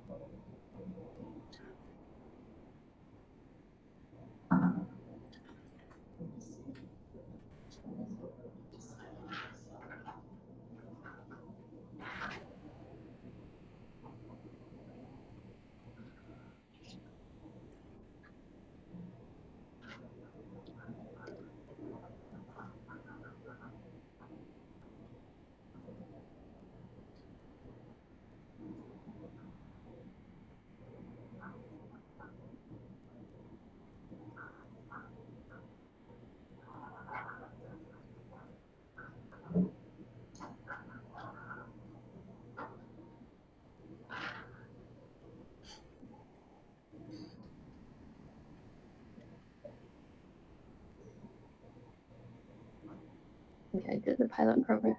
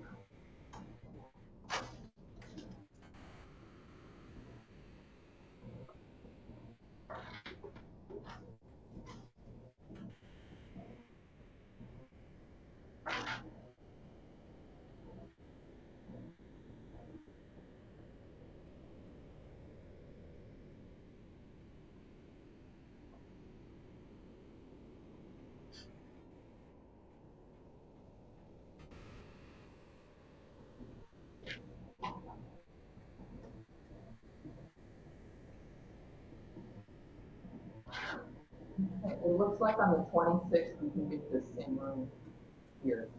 Okay. If you want to, yes, for the 26th from 2 to 3:30.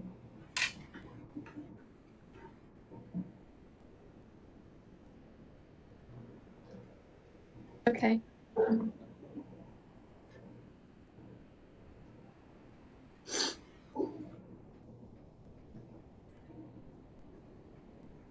Do you want to look at any of the others or just that one for now? We might have to look at the others because we don't know Dr. Robinson's availability.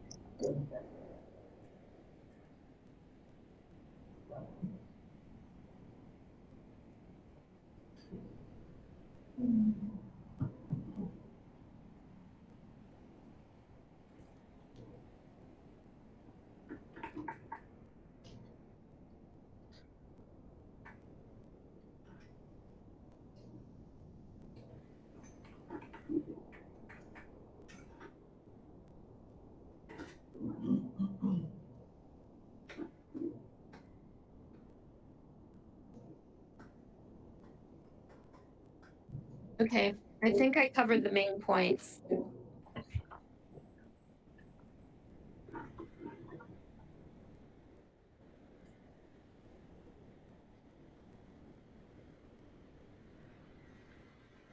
So can we keep this and download it and use it? Yeah, can we use it for next time? Save it and use it for next time? It gives you the choice to, like, if you right click, you can save it, I think. Yeah, this, Oh, the sheet. oh, the exam board? Yeah. Oh, yeah. That'll say, right? Yeah, as long as we,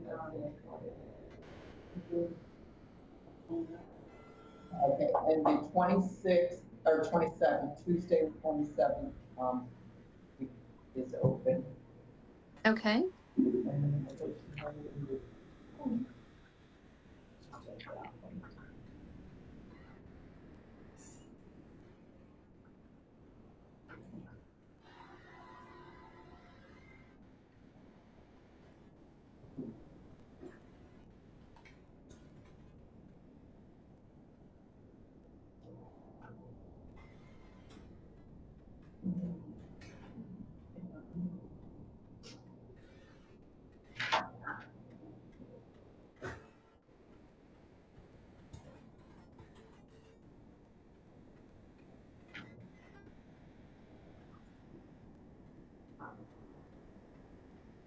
Okay, the 10th, all the spaces are booked.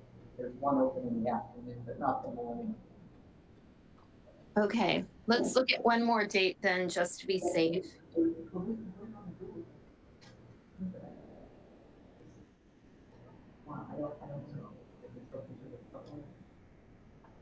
I can do the morning of the 11th.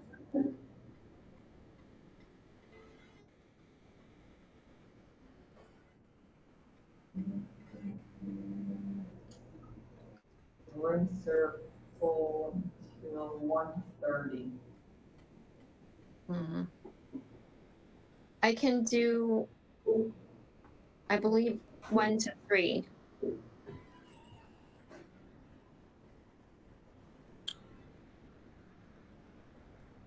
I'm not available on the 11th. Okay. The morning of the 12th. Or 9 or 11. Okay. There's availability in the afternoon. So, yeah. I'm okay on the 12th. 12 to 2. 1. No, I can't do 1. Well, no, I can't do that. 1:30. So is that available or no? Are you available? If we do morning, yes. There's Until. There's nothing open Oh. in the morning. Okay. What time in the afternoon does it start? Let's see. It says 12:30. The only other thing that's they block it every Wednesday because there's board meetings. Oh, okay, yeah. automatic. But there's not a board meeting this day, so they may open it up, I can see. What's So the afternoon?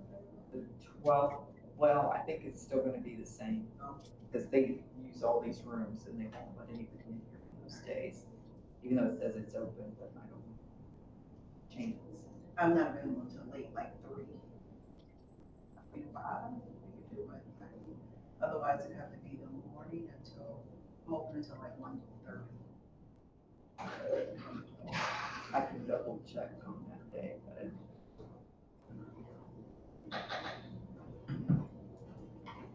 What about Thursday afternoon? that is showing reserved up until 3:30. Are we talking about changing the date? Next meeting, I Sorry, will be. what day is that? Can you repeat that? The 13th, Thursday.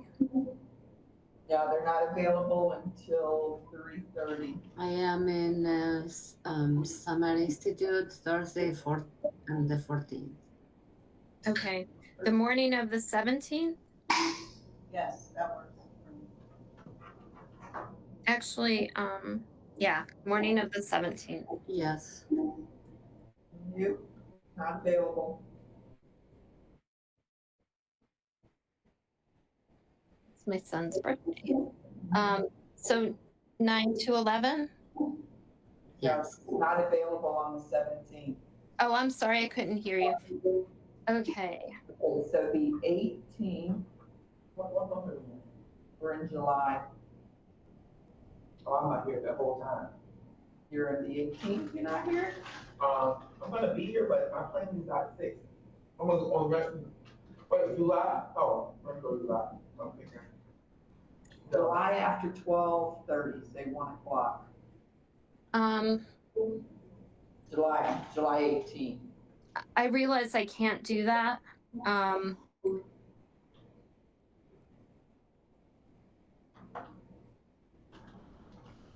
We have division meetings from 12:30 to 2. On the 18th. Oh, you do, don't you? The morning of the 20th?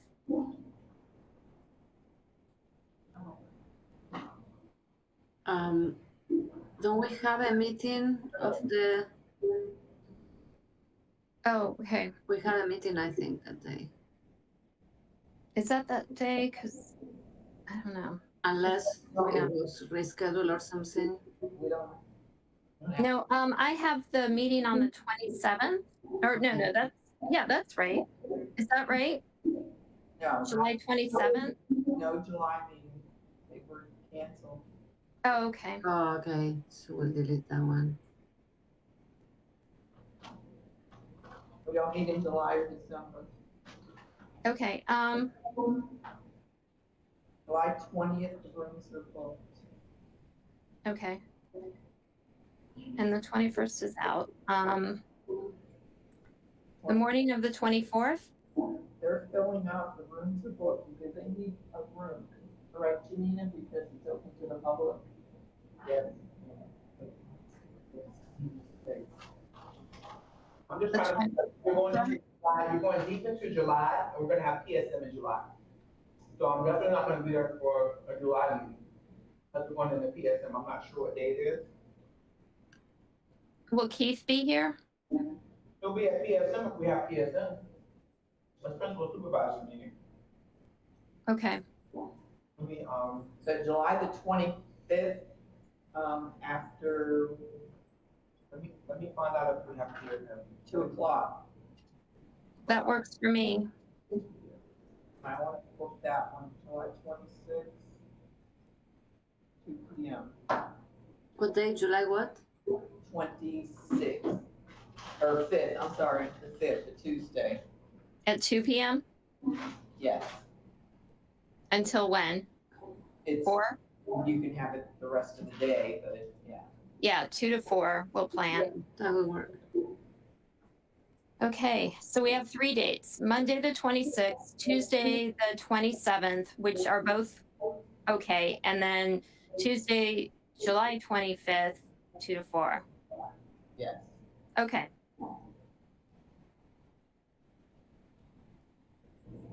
I'm hoping for one of the two. 'Cause July is a little weird for me, but Yeah. I'll make it work if necessary. You might want to book the one in June and the one in July if you're still meeting, because you'll need that space.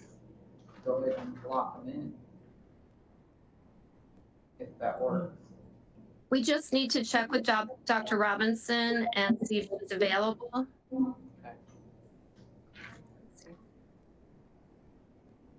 Okay. Okay. I'm gonna try, see if I can get a hold of her. If you could wait a moment more. Mhm.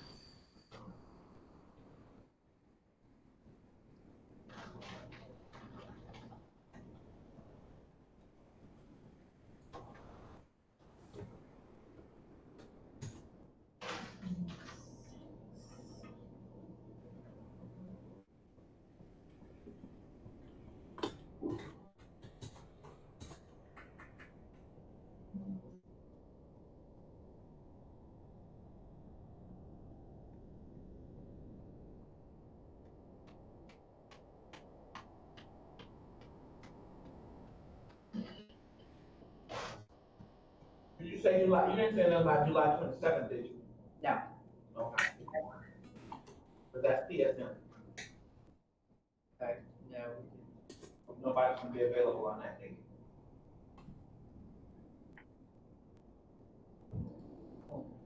I'm trying to text and seeing if I can get through, but I don't know what the next activity was for her. Now, how do we save this board with the stickies? It's already saved. Oh, okay. I was afraid I can download it to my computer, but that's not what we're trying to do. So, Kimberly, you can take the link and just link it to your document, and Susan can also put it in the email that she sends us, the link. okay.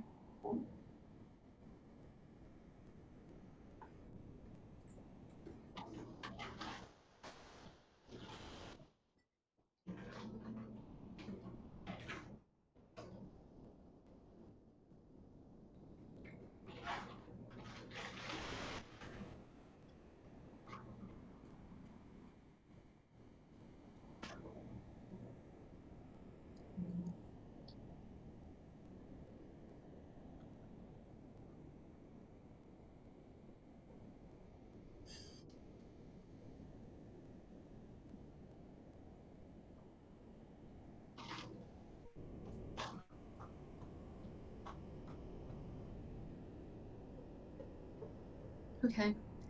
Are we all set to end the meeting and then reconvene on whichever date works for Dr. Robinson?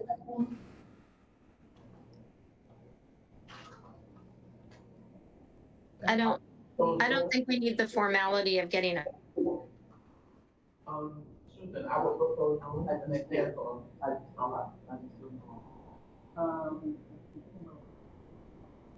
I did. Oh, no, I don't think I did. I picked this up, but I don't think I touched that, but. She'll come back.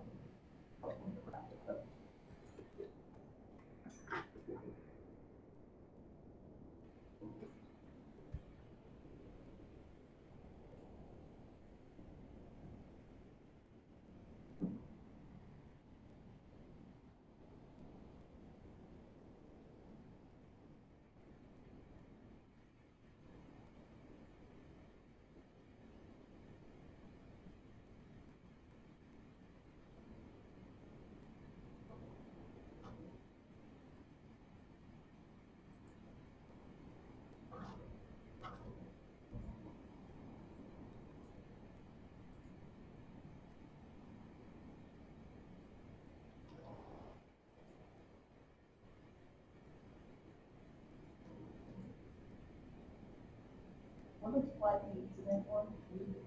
participatory.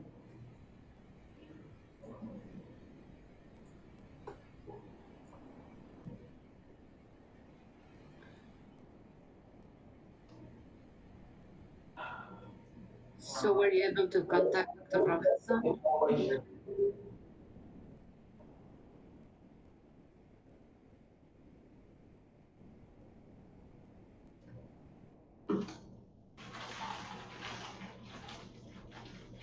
Dr. Mendez, did you ask a question? Yes, I wasn't sure if Kimberly was able to contact Dr. Robinson.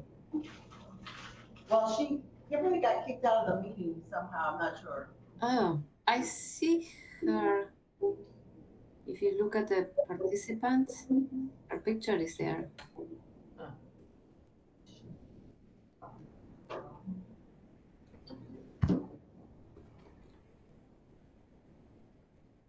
Oh, I saw the notice.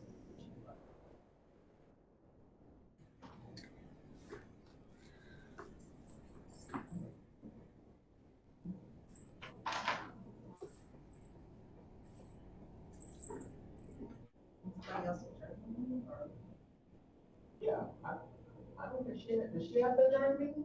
I don't think so.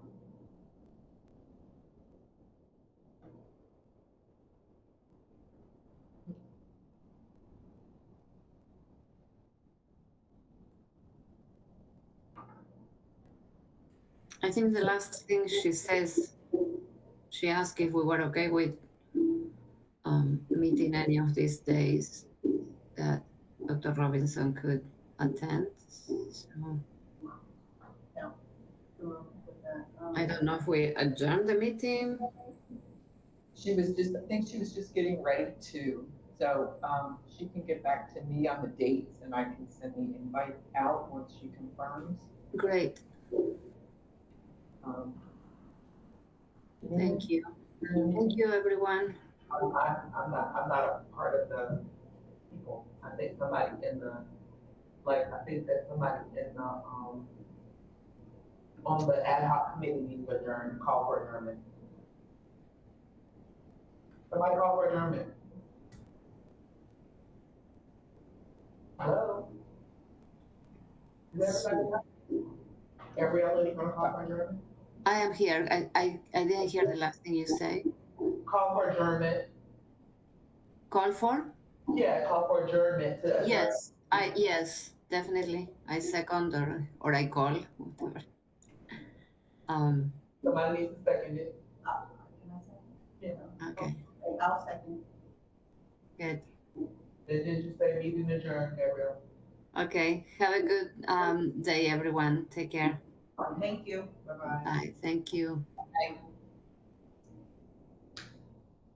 Okay, and then yours is, so that's gonna be in your Google. okay, So if you go to your jam boards, that'll be one of the jam boards, and that's the title of it, so you'll be able to find it. okay, so do I just shut this meeting down, do this? Yep. Okay, you sure? Yep, because it's Okay. over there. Okay. Yeah, you just sharing it right now. You can't end this video, record it, stop. And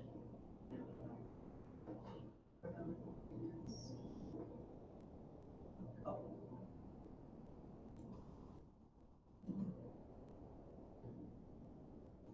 Scroll down and